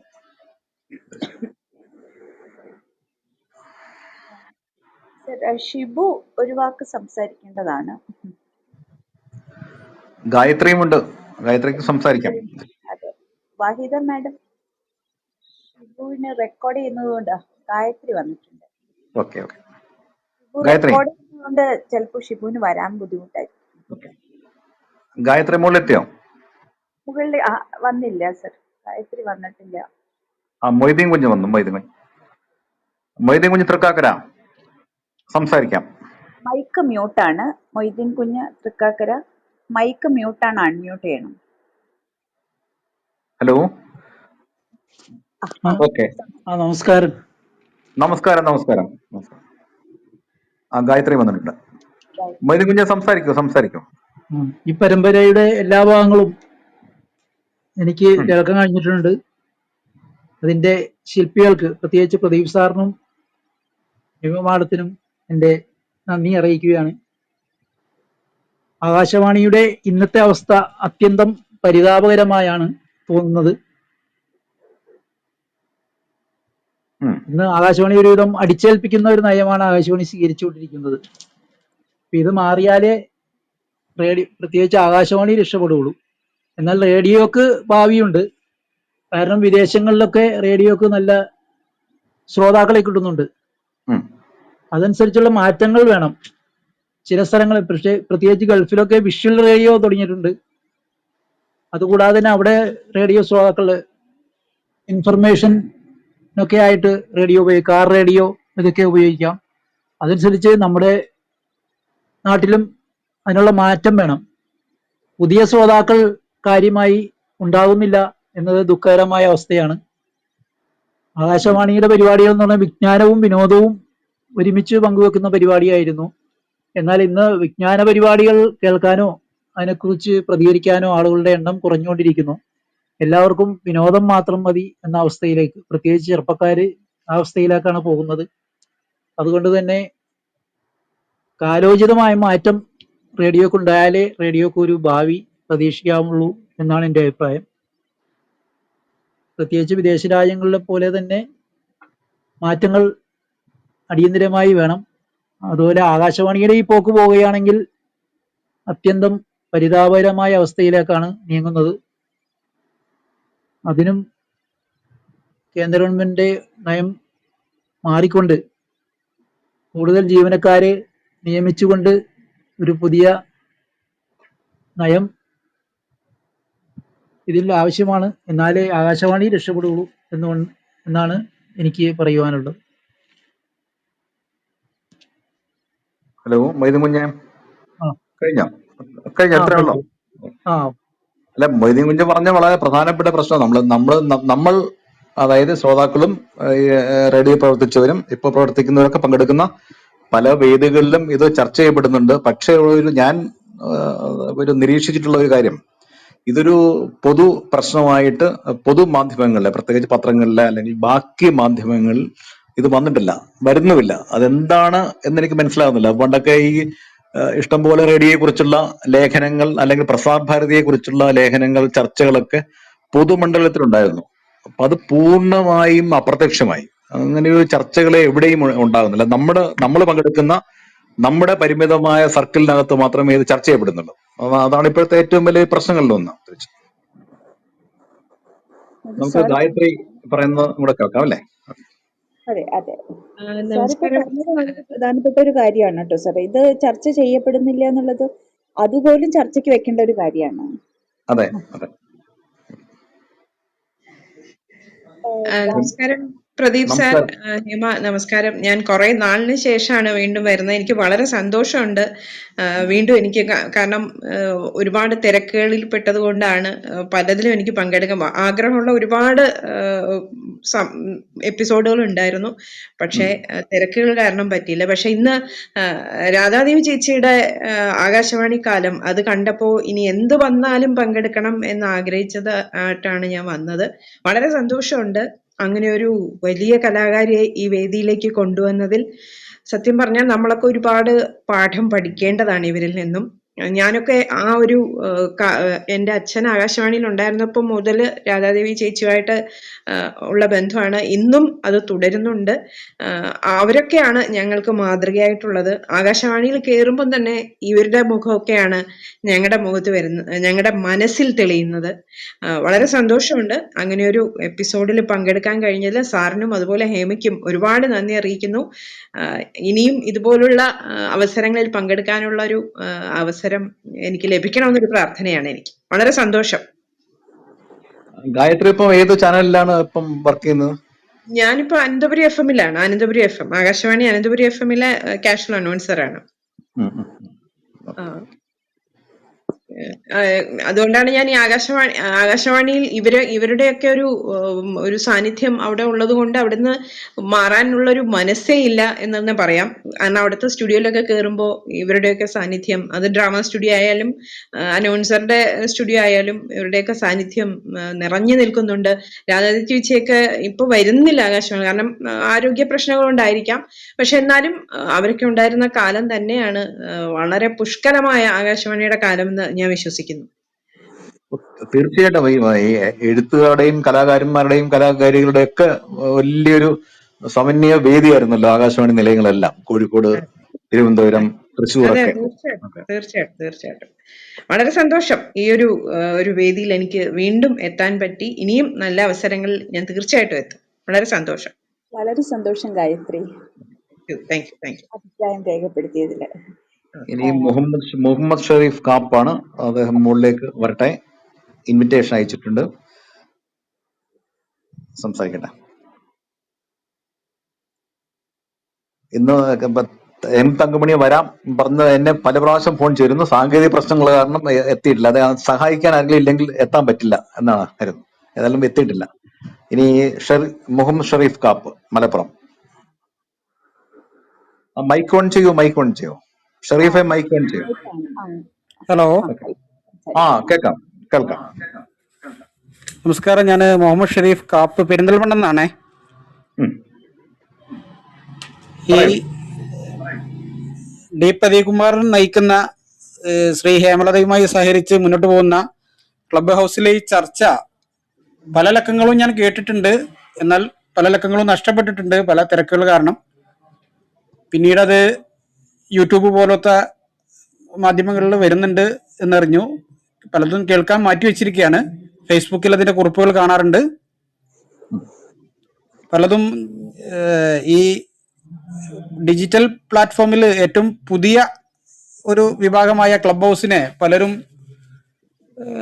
ഉപയോഗപ്പെടുത്തുന്നില്ല എന്ന ഒരു ഇതായിട്ടാണ് എനിക്ക് തോന്നിയിട്ടുള്ളത്. അതിനെ വളരെ ഗൗരവമേറിയ രീതിയിൽ, അത് ഈ ക്ലബ് ഹൗസ് വന്നപ്പോൾ വലിയ സംഭവമാകുന്നു പരസ്യം ഉണ്ടായിരുന്നെങ്കിലും നല്ലൊരു ശതമാനം ആൾക്കാരും അതിനെ ഉപയോഗപ്പെടുത്തുന്നില്ല. എനിക്ക് തോന്നുന്നത് ഗൂഗിൾ മീറ്റിനെക്കാട്ടിലും നല്ല ശബ്ദ ക്ലാരിറ്റി അനുഭവപ്പെടുന്നുണ്ട് ഈ ക്ലബ് ഹൗസിൽ നിന്നാണ് എനിക്ക് എൻ്റെ ചെറിയ കാഴ്ചയിൽ കേൾവിയിൽ തോന്നിയിട്ടുള്ളത്. ഗൂഗിൾ മീറ്റൊക്കെ ഒരുപാട് അസ്വസ്ഥതകൾ ഉണ്ടാക്കുന്ന, നമ്മൾ പല പരിപാടിയിലും പങ്കെടുക്കുമ്പോൾ അനുഭവപ്പെട്ടിട്ടുള്ളത്. ഇവിടെ പല ജനപ്രിയമായ ചർച്ചകൾ, കലാപരമായിട്ടുള്ള ലോകത്തെ ജനപ്രിയമായ ചർച്ചകൾ ആകാശവാണിയെ കുറിച്ചാണെങ്കിലും പത്രപ്രവർത്തനത്തെ കുറിച്ചാണെങ്കിലൊക്കെ വളരെ ശ്രദ്ധിച്ച് കേട്ട അനേകം ആളുകൾ ഇവിടെ ഉണ്ട്. അതില് ആകാശവാണിയിൽ പ്രവർത്തിച്ച ദീർഘകാലം സേവനം നൽകിയ ശ്രീ പ്രദീപ് കുമാർ ആയതുകൊണ്ട് അവിടുത്തെ ഒരുപാട് ആളുകൾ ഇവിടെ വന്ന് സംവദിക്കുകയും പരിപാടിയിൽ സംസാരിക്കുകയൊക്കെ ചെയ്തിട്ടുണ്ട്. ഒരു മടിയും കൂടാതെ അവിടുത്തെ നേട്ടങ്ങളും കോട്ടങ്ങളും അല്ലെങ്കിൽ ഒരു മറയുമില്ലാതെ ഒരുപാട് ആളുകൾ ഇതിൽ സംസാരിച്ചു എന്നത് ആകാശവാണിയുടെ അഭ്യുദയകാംക്ഷികൾ, ആകാശവാണിയുടെ ചരിത്രം മനസ്സിലാക്കാൻ ആഗ്രഹിക്കുന്നവർക്കൊക്കെ ഒരു വലിയ നേട്ടമായിട്ടാണ് എനിക്ക് തോന്നിയിട്ടുള്ളത്. എനിക്ക് ഇതിൽ ഇഷ്ടപ്പെട്ട ഒരു ഭാഗം എന്നൊക്കെ പറയാവുന്നതാണെങ്കിൽ ഈ പ്രാദേശിക വാർത്ത തയ്യാറാക്കുന്നവരുടെ അനുഭവങ്ങളും അത് വായിക്കുന്ന ചില ആളുകൾ ഇവിടെ സംഗമിച്ചപ്പോൾ സംസാരിച്ചതൊക്കെയാണ്. ഞാൻ എന്നും പറയാറുണ്ട്, ആകാശവാണിയുടെ പ്രാദേശിക വാർത്തകൾക്ക് ഒരു രാജകീയ പ്രൗഢിയാണ്. ഒരു 10 മിനിറ്റ് മാത്രമേ ഉള്ളൂ കാലങ്ങളായിട്ട് അത് വായിക്കുമെങ്കിലും അത് ആ 10 മിനിറ്റ് വലിയ ഒരു സംഗതിയായിട്ടാണ് അനുഭവപ്പെട്ടിട്ടുള്ളത്. ആ 10 മിനിറ്റ് പറയുന്നത് നമ്മുടെ ഇന്നത്തെ ദൃശ്യമാധ്യമങ്ങള് ആ 10 മിനിറ്റിൽ പറയുന്നത് ദൃശ്യമാധ്യമങ്ങളിൽ 1 മണിക്കൂറിൽ പോലും പറയാൻ സാധിക്കുന്നില്ല എന്ന് അടിവരായിട്ട് തന്നെ നമുക്ക് അഭിപ്രായപ്പെടാം. അത് തയ്യാറാക്കാൻ ആ 10 മിനിറ്റ്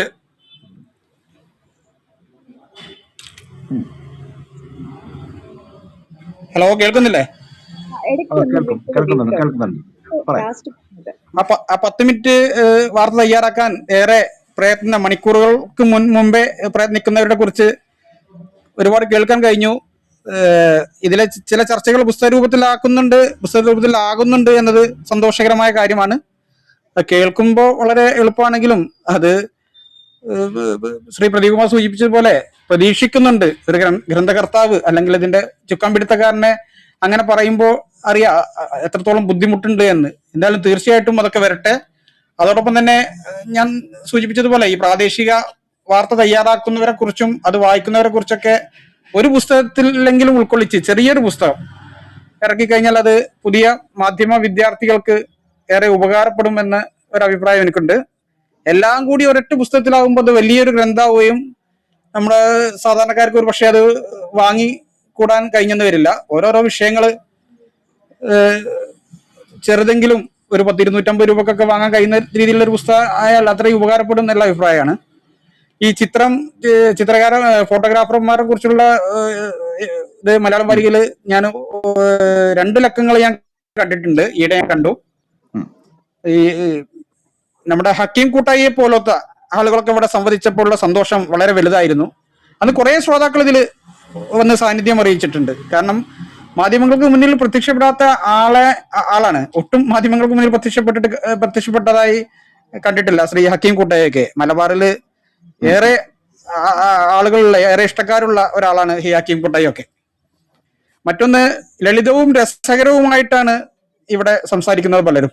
അതിഥികളാണെങ്കിലും ആരും നല്ല മുറുക്കമുള്ള രീതിയിലൊന്നല്ല സംസാരിക്കുന്നത്, ലളിതകരമായിട്ടാണ് സംസാരിക്കുന്നത്. പിന്നെ വളരെ ഗൗരവമേറിയ ചർച്ചയാണ് ഇവിടെ നടക്കുന്നത്. ഇവിടേക്ക് പ്രവേശിക്കാൻ യാതൊരുവിധ മാനദണ്ഡങ്ങളും ഇല്ല എന്നതാണ് എന്നെ ഏറ്റവും അതിശയകരമായ കാര്യം. ഏത് പുതിയ ആളുകൾക്കും ഇവിടേക്ക് വരാം എന്നതാണ്. പല സാഹിത്യ സാംസ്കാരിക ഇടങ്ങളും അതിന് പ്രവേശന ഫീസുകളൊക്കെ സംവാദങ്ങൾ കേൾക്കാൻ വാങ്ങുന്ന പുതിയ കാലത്താണ് നമ്മൾ ജീവിക്കുന്നത്. അതിനെ അപേക്ഷിച്ചിട്ട് ഇവിടേക്ക് പ്രത്യേകിച്ച് വളരെ എളുപ്പത്തിൽ കയറി വരാം എന്നത് സന്തോഷകരമായ ഒരു കാര്യം തന്നെയാണ്. എന്തായാലും ഈ മീഡിയ റൂമിൽ ഇടവേളകളില്ലാതെ ഏത് പ്രതിസന്ധി ഘട്ടത്തിലും ഞാൻ പലപ്പോഴും ആലോചിക്കാറുണ്ട്. ഞാൻ ഒരു തവണ ശ്രീ പ്രദീപ്കുമാർ സാറിനെ കണ്ടപ്പോൾ ചോദിച്ചിരുന്നു, നിങ്ങൾ ഈ പരിപാടി അവതരിപ്പിക്കുമ്പോൾ എവിടെയായിരിക്കും കാരണം എന്നൊക്കെ ചോദിക്കാറുണ്ട്. ആ സമയമാകുമ്പോൾ ഏത് തിരക്കിനിടയിലും അതിനൊരു ഇടം കണ്ടെത്തി അവിടെ നിന്നാണ് ഇത്രയും 2-2.5 മണിക്കൂറൊക്കെ ചെലവഴിക്കുന്നത് എന്നത് അത്ഭുതകരമായ കാര്യമാണ്. എന്തായാലും ഈ മീഡിയ റൂം ഒരുപാട് കാര്യങ്ങൾ ഇനിയും ചർച്ച ചെയ്യാനുണ്ട്. ഈ മീഡിയ റൂം വളരട്ടെ എന്ന് ആശംസിക്കുകയാണ്. ആകാശവാണിയുടെ പ്രതിസന്ധികളെ കുറിച്ച് പല മുതിർന്ന ശ്രോതാക്കളും പ്രവർത്തിക്കുന്നവരൊക്കെ ഇവിടെ സംസാരിച്ചു കഴിഞ്ഞു. അതിനെക്കുറിച്ച് നമ്മുടെ മാധ്യമങ്ങളിലൊന്നും വരുന്നില്ല എന്ന് ഒരു അഭിപ്രായപ്പെടുകയുണ്ടായി. അതെ, അത് വരുന്നില്ല. ഒരുപക്ഷെ കേരളത്തില് ആകാശവാണിയെ കുറിച്ച് ഏറ്റവും കൂടുതൽ വാർത്ത വരുന്നുണ്ടെങ്കിൽ അത് മലപ്പുറത്തെ ഏക റേഡിയോ നിലയമായ മഞ്ചേരി നിലയത്തെ കുറിച്ചായിരിക്കും. അതേ ശ്രോതാക്കൾ പല പ്രതിസന്ധികളും പ്രശ്നങ്ങളും പരിഭവങ്ങളൊക്കെ ഉണ്ടാകുമ്പോൾ അവരെന്നെ മുൻകൈ എടുത്തിട്ട് പത്രമാധ്യമങ്ങൾ കൊടുക്കുന്ന ഒരു വാർത്തയാണ്. ഈ ആകാശവാണിയുടെ ചരിത്രത്തില് ഒരു ശക്തമായ ഒരു പ്രതികരണ പരിപാടിയുടെ ചുക്കാൻ പിടിച്ച ആളാണ് ഡി പ്രദീപ് കുമാർ. ഞങ്ങൾ നിരന്തരം അതിനെ ഓർക്കാറുണ്ട്. ഇപ്പൊ ഉള്ള പുതിയ ആളുകൾക്ക് ഒരു പക്ഷെ നിർത്താൻ ആഗ്രഹമുണ്ടെങ്കിലും ഞങ്ങൾ അതിന് ഒരു തരത്തിലും സമ്മതിക്കില്ല. അതിനുള്ള എല്ലാ പ്രതിഷേധങ്ങളും അറിയിച്ചുകൊണ്ട് ഇപ്പോഴും ആ സംഗതി അവിടെ നിലനിൽക്കുന്നുണ്ട്. പല നിലയങ്ങളിലും ഇന്ന് പ്രതികരണ പരിപാടി ഇല്ല എന്നും കൂടി ഈ അവസരത്തിൽ, പ്രത്യേകിച്ച് കോഴിക്കോടിനെ പോലത്തെ വലിയ നിലയങ്ങളിൽ പോലും ഒരു പ്രതികരണ പരിപാടി ഇല്ലാത്ത സമയത്ത് അദ്ദേഹത്തിന്റെ ഈ പരിപാടി ഇതോടനുബന്ധിച്ച് പറഞ്ഞതാണ്. ആകാശവാണിയെ കുറിച്ച് സംസാരിച്ചപ്പോൾ ഒന്ന് പറഞ്ഞു എന്ന് മാത്രം. എന്തായാലും ഈ ഇതിൽ അഭിപ്രായം പ്രകടിപ്പിക്കാൻ കഴിഞ്ഞതിൽ ഏറെ സന്തോഷമുണ്ട്. വളർന്നു വരുന്ന പുതിയ അവതാരകർക്ക് ഒരുപാട് ഓർക്കാനും അറിയാനും ഉള്ള ഒരുപാട് കാര്യങ്ങൾ കഴിഞ്ഞ കാലങ്ങളിൽ ഇവിടെ സംസാരിച്ചു. ആകാശവാണിയെ കുറിച്ചല്ല, നമ്മുടെ കേന്ദ്ര സർക്കാരിനെതിരെയുള്ള വാർത്തകളൊന്നും ഇനി, ആരോഗ്യമുള്ള വിമർശനങ്ങൾ പോലും ഇനി മാധ്യമങ്ങളിൽ, മുഖ്യധാര മാധ്യമങ്ങളിൽ പ്രത്യക്ഷപ്പെടുമോ എന്ന് സംശയമാണ്. ഒന്നാമത്തെ കാര്യം, പത്രപ്രവർത്തകരുടെ പണി പോവും. രണ്ടാമത്തെ കാര്യം, പരസ്യം നഷ്ടപ്പെടും.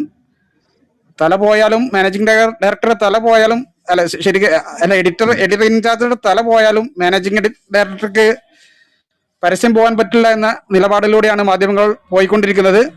എന്തായാലും സംസാരിക്കാൻ കഴിഞ്ഞതിൽ സന്തോഷം. നന്ദി, നമസ്കാരം.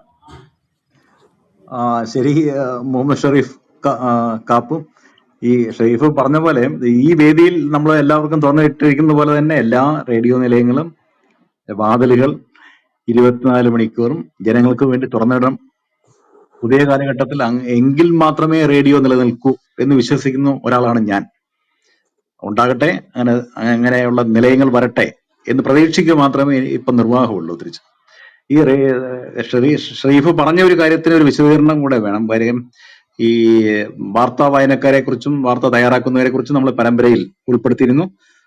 ഇനി വരാൻ പോകുന്ന, എനിക്കൊന്ന് അടുത്ത മാസം അത് വരും എന്ന് പ്രതീക്ഷിക്കപ്പെടുന്നു, ശബ്ദരേഖ മലയാള റേഡിയോ പ്രക്ഷേപണ ചരിത്രം പുസ്തകത്തിൽ വളരെ വിശദമായി 4 അധ്യായങ്ങളിൽ അത് കൊടുത്തിട്ടുണ്ട്.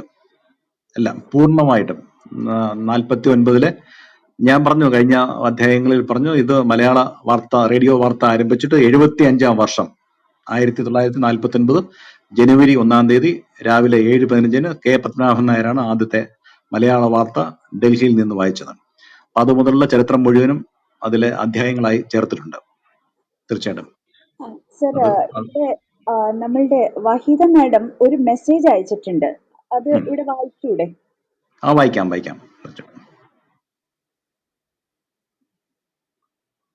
വായിക്കൂ. വായിക്കാണ്. വഹീദ മാഡം അയച്ച മെസ്സേജ് ആണ്. ഈ പരമ്പരയിൽ മുൻപ് പങ്കെടുത്ത ഒരു വ്യക്തിയാണ്. വളരെ തഴക്കം വന്ന ഒരു പ്രക്ഷേപക കൂടിയാണ്. ആകാശവാണിക്കാലം എന്ന പരമ്പര തീർന്നു പോകുന്നതിൽ ചെറുതല്ലാത്ത ദുഃഖമുണ്ട്. പ്രദീപ് തുടങ്ങിവെച്ച ഇത്തരമൊരു പരമ്പര കേവലം ശബ്ദമായി അന്തരീക്ഷത്തിൽ അലിഞ്ഞു ചേർന്ന വസ്തുതകളെ ഡോക്യുമെന്റ് ചെയ്യാനാകുന്നതിൽ വലിയ സന്തോഷമുണ്ട്. പ്രദീപിനൊപ്പം തന്നെ ഹേമയുടെ ആങ്കറിങ്ങിനും ഫുൾ മാർക്ക്.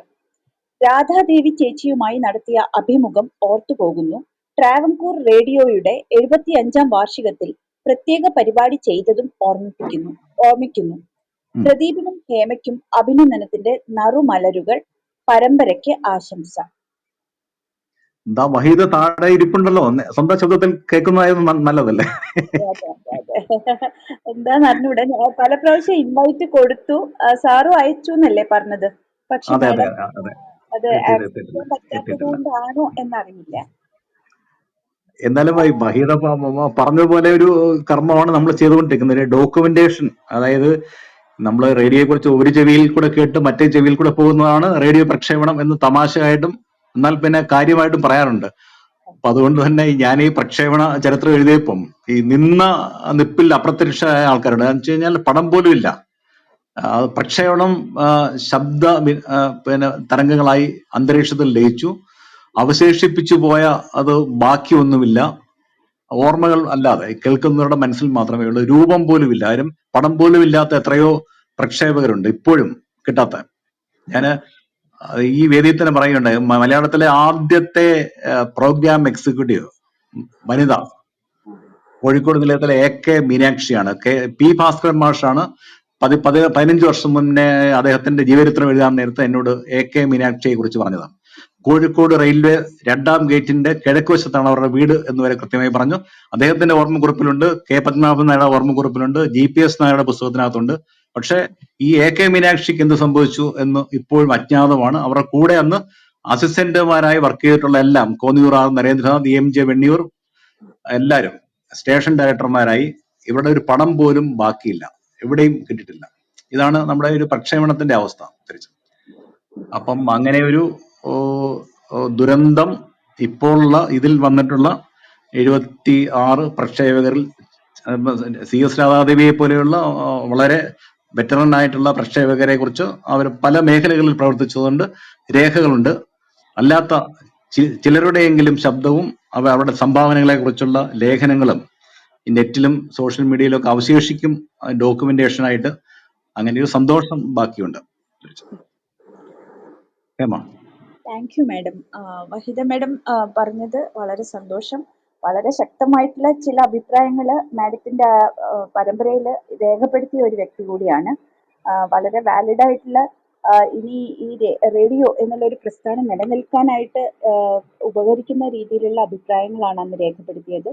ഈ ഒരു മാധ്യമം റേഡിയോ നമുക്ക് ഇനിയുള്ള ഭാവിയിൽ എങ്ങനെ ഉപയോഗപ്പെടുത്താം എന്നുള്ളതിന്റെ കുറെ സൂചനകളാണ് മാഡം തന്നത്. തീർച്ചയായിട്ടും പുതിയ തലമുറ ഇത് റേഡിയോ പ്രക്ഷേപണം കേൾക്കുന്നതിൽ നിന്ന് മാറിപ്പോകുന്നു. അപ്പോൾ അവരെ തിരിച്ചിതിലേക്ക് കൊണ്ടുവരാനുള്ള ഭാവി പദ്ധതികൾ തീർച്ചയായിട്ടും ഉണ്ടാകണം. ആകാശവാണിയുടെ മുതിർന്ന പ്രക്ഷേപകർ രേഖപ്പെടുത്തിയ ഈ കാര്യങ്ങൾ പ്രദീപ് സാർ പറഞ്ഞതുപോലെ ശബ്ദബീജികളായിട്ട് ഇതിൽ തന്നെ കിടക്കുന്നത് കൊണ്ട് പലപ്പോഴും ഗവേഷകർക്കും പിന്നെ ഇതുപോലെ തീരുമാനങ്ങൾ എടുക്കാൻ പ്രാപ്തരായിട്ടുള്ള ആളുകൾക്കും പിന്നീട് ഉപയോഗപ്രദമാകുന്ന രീതിയിലേക്കാണ് നമ്മൾ ഇത് യൂട്യൂബിൽ അപ്ലോഡ് ചെയ്യുന്നത്. തീർച്ചയായിട്ടും ഇത്തരം ഒരു പരമ്പര നടത്താനും അതില് പ്രദീപ് സാറിന്റെ കൂടെ ഇതില് ഒരു ഭാഗമാകാനും കഴിഞ്ഞതിൽ തീർച്ചയായിട്ടും വലിയ സന്തോഷമുണ്ട്. ഇതിന് വേണ്ടിയിട്ടുള്ള പ്രയത്നങ്ങൾ കൂടുതലായിട്ടും പ്രദീപ് സാറിന്റെ ഭാഗത്തു നിന്നാണ്. പല ആഴ്ചകളിലും ആളുകളെ അന്വേഷിച്ച് ഫോൺ നമ്പർ സംഘടിപ്പിച്ച് ഇതിന്റെ എല്ലാ പ്രയത്നങ്ങളും സാറിന്റെ ഭാഗത്തു നിന്നാണ് ഉണ്ടായിട്ടുള്ളത്. ഞാൻ ഇതിൽ വളരെ ചെറിയ ഒരു റോള് മാത്രമാണ് ചെയ്തിട്ടുള്ളത്. തീർച്ചയായിട്ടും ഇങ്ങനെ ഒരു സംരംഭത്തിൽ പങ്കുചേരാനായതിൽ വലിയ സന്തോഷം രേഖപ്പെടുത്തുന്നു. ഇത് കേൾക്കാനായിട്ട് സ്ഥിരമായിട്ട് വരുന്ന പലരും ഇന്നിവിടെ ഉണ്ട്. സുജയുണ്ട്. പലർക്കും സംസാരിക്കാൻ മുകളിലേക്ക് വരാൻ പറ്റുന്നില്ല. ഇതിൽ കേൾക്കാനായിട്ട് ശ്രോതാക്കളായിട്ട് എത്തുന്ന ആളുകൾ ഇതിൽ എത്രയോ താല്പര്യമുള്ളവരാണ്. അവർക്കും ഒരിക്കൽ കൂടി നന്ദി പറയുന്നു. അപ്പൊ ഈ ഹേമ ചെയ്യുന്നത് ചെറിയ കാര്യമൊന്നുമല്ല. കാര്യം ഇപ്പൊ ഈ വളരെ പ്രായമുള്ള ആൾക്കാർ, താരതമ്യേന പുതിയ മാധ്യമമാണ് ക്ലബ് ഹൗസ്. അതുകൊണ്ട് പലർക്കും മൊബൈൽ ഫോണിൽ ഇത് ഇൻസ്റ്റാൾ ചെയ്യാൻ ബുദ്ധിമുട്ട്, ഇൻസ്റ്റാൾ ചെയ്ത് കഴിഞ്ഞാൽ അത് ഓപ്പറേറ്റ് ചെയ്യാൻ ബുദ്ധിമുട്ട്.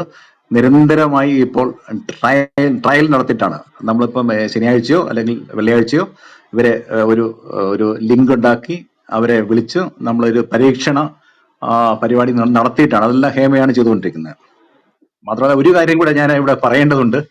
അത് നമ്മൾ നേരത്തെ പറഞ്ഞ പോലെ 2021 ജൂണിലാണ് ഈ പരിപാടി ആരംഭിക്കുമ്പോൾ ഹേമ കേരള മീഡിയ അക്കാദമിയിലെ അധ്യാപികയായിരുന്നു. അവിടുത്തെ പഠിച്ചുകൊണ്ടിരിക്കുന്ന ജേർണലിസം വിദ്യാർത്ഥികൾ ധാരാളം പേർ ഈ പരിപാടി കേൾക്കാൻ എത്തിയിരുന്നു. അതിൽ കുറെ പേർ ഈ പരിപാടിയുടെ ആദ്യകാല റെക്കോർഡിങ്ങിൽ സഹകരിച്ചിരുന്നു. പിന്നീട് അവരുടെ എണ്ണം കുറഞ്ഞു വന്നിട്ട് എനിക്ക് തോന്നുന്നു 2 വർഷമായിട്ട് ഒരു മാധ്യമ വിദ്യാർത്ഥിയും, മീഡിയ അക്കാദമി മാത്രമല്ല, ഞാൻ കേരളത്തിലെ എന്റെ കൂടെ പ്രവർത്തിച്ച പലരും മാധ്യമ സ്ഥാപനങ്ങൾ നടത്തുന്നുണ്ട്, പരിശീലന സ്ഥാപനങ്ങൾ നടത്തുന്നുണ്ട്, കോഴിക്കോട് ഉൾപ്പെടെ. അവിടെയൊക്കെയുള്ള വിദ്യാർത്ഥികളെ ഞാൻ ക്ഷണിച്ചിരുന്നു. ദൗർഭാഗ്യവശാൽ ഒരു വിദ്യാർത്ഥിയും ഈ പരിപാടി കേൾക്കാൻ എത്തിയിട്ടില്ല. കാര്യം അവരെ വലിയ മാധ്യമ വിദഗ്ധരെയൊക്കെ വിളിച്ച് ക്ലാസ്സിൽ കൊണ്ടുവന്നാൽ പോലും കേൾക്കാൻ കുട്ടികൾ ഇരിക്കുന്നില്ല എന്ന ദുരവസ്ഥയുണ്ട്. അപ്പൊ ഞാൻ ഇത് ഇവിടെ പറയാൻ കാരണം മാധ്യമ വിദ്യാർത്ഥികളും അവരുടെ ഒരു നിലവാരവും താഴോട്ട് പോകുന്നു. അതിന്റെ ഒരു ഉദാഹരണമായിട്ട് ആണ് ഞാനിത് കണക്കാക്കുന്നത്. നേരത്തെ ചരിത്രസാക്ഷികൾ എന്ന പരമ്പരയിൽ മുതിർന്ന മാധ്യമ പ്രവർത്തകരും ഈ ദുഃഖം പങ്കുവച്ചിരുന്നു. അവരെ കേൾക്കാൻ, അവരുടെ അനുഭവങ്ങൾ കേൾക്കാൻ എവിടെയും പുതിയ മാധ്യമ വിദ്യാർത്ഥികൾ മുന്നോട്ട് വരുന്നില്ല. അതൊക്കെ മാധ്യമരംഗത്തിന്റെ ഒരു നിലവാര തകർച്ചയായിട്ട് ബന്ധപ്പെട്ട് നമ്മളത് ചർച്ച ചെയ്യേണ്ടതുണ്ട്. നമ്മുടെ വിഷയം അതല്ല എന്നതുകൊണ്ട് തൽക്കാലം നമുക്ക് അതിലേക്ക് കൂടുതൽ ഇവിടെ സംസാരിക്കുന്നില്ല. ഞാൻ ആദ്യം പറഞ്ഞ പോലെ ഈ പരമ്പരയോടെ സമാപിക്കുന്നു. അടുത്ത ശനിയാഴ്ച നമ്മൾ പുതിയ പരമ്പര ആരംഭിക്കുന്നത് ലോക പ്രശസ്തരായ മലയാളി ഡോക്യുമെന്ററി സംവിധായകരെ കുറിച്ചുള്ള അവരുടെ അനുഭവങ്ങൾ പങ്കുവെക്കുന്ന പരമ്പരയാണ്. അപ്പോൾ അതിലും എല്ലാവരും പങ്കെടുക്കണം എന്ന് ഞാൻ അഭ്യർത്ഥിക്കുന്നു. നമുക്കിവിടെ പരമ്പര അവസാനിപ്പിക്കാം അല്ലേ? ഇന്നത്തെ പരിപാടി ഷിബുവിന് സംസാരിക്കാൻ അസൗകര്യം ഉള്ളത് കൊണ്ടാണ്, റെക്കോർഡ് ചെയ്ത് ഇരിക്കുന്നത് കൊണ്ട് പങ്കെടുക്കാൻ പറ്റുന്നില്ല, മൈക്ക് ഓപ്പറേറ്റ് ചെയ്യാൻ പറ്റില്ലല്ലോ, അതുകൊണ്ടാണ്. അപ്പോൾ ഷിബുവിന്റെ സാന്നിധ്യം ഇവിടെ ഉണ്ട്. തീർച്ചയായും ഷിബുവാണ് നമ്മുടെ നേരത്തെ പല വേദികളിലും നമ്മുടെ ഈ വേദിയിൽ തന്നെ പറഞ്ഞിട്ടുണ്ട്. ഷിബുവാണ് നമ്മുടെ പോസ്റ്റേഴ്സ് തയ്യാറാക്കുന്നത്. Media waves YouTube channel manage ചെയ്യുന്നത് ഷിബുവാണ്. അദ്ദേഹം മലപ്പുറം സ്വദേശിയാണ്. അപ്പൊ അദ്ദേഹത്തിന്റെ ഒരു പൂർണ്ണ സഹകരണവും സാന്നിധ്യവും ഈ പരിപാടിയുടെ ഒപ്പം എപ്പോഴുമുണ്ട്. അപ്പൊ ഒരിക്കൽ കൂടി എല്ലാവർക്കും ഈ ക്ലബ് ഹൗസ് മീഡിയ റൂമിന്റെ എന്റെ ആകാശവാണി കാലം പരമ്പരയുടെ സമാപന എപ്പിസോഡിൽ പങ്കെടുത്തതിന് എല്ലാവർക്കും, സംസാരിച്ച എല്ലാവർക്കും, ഞാൻ പേരെടുത്ത് പറയുന്നില്ല എല്ലാവരുടെയും, ഇവിടെ പ്രത്യേക അതിഥിയായി സംസാരിച്ച് പോയ CS രാധാദേവി മുതൽ ഏറ്റവും അവസാനം ചർച്ചയിൽ പങ്കെടുത്ത എല്ലാവർക്കും ഞാൻ ഒരിക്കൽ കൂടി നന്ദി രേഖപ്പെടുത്തുന്നു. ശുഭരാത്രി. നന്ദി, ശുഭരാത്രി.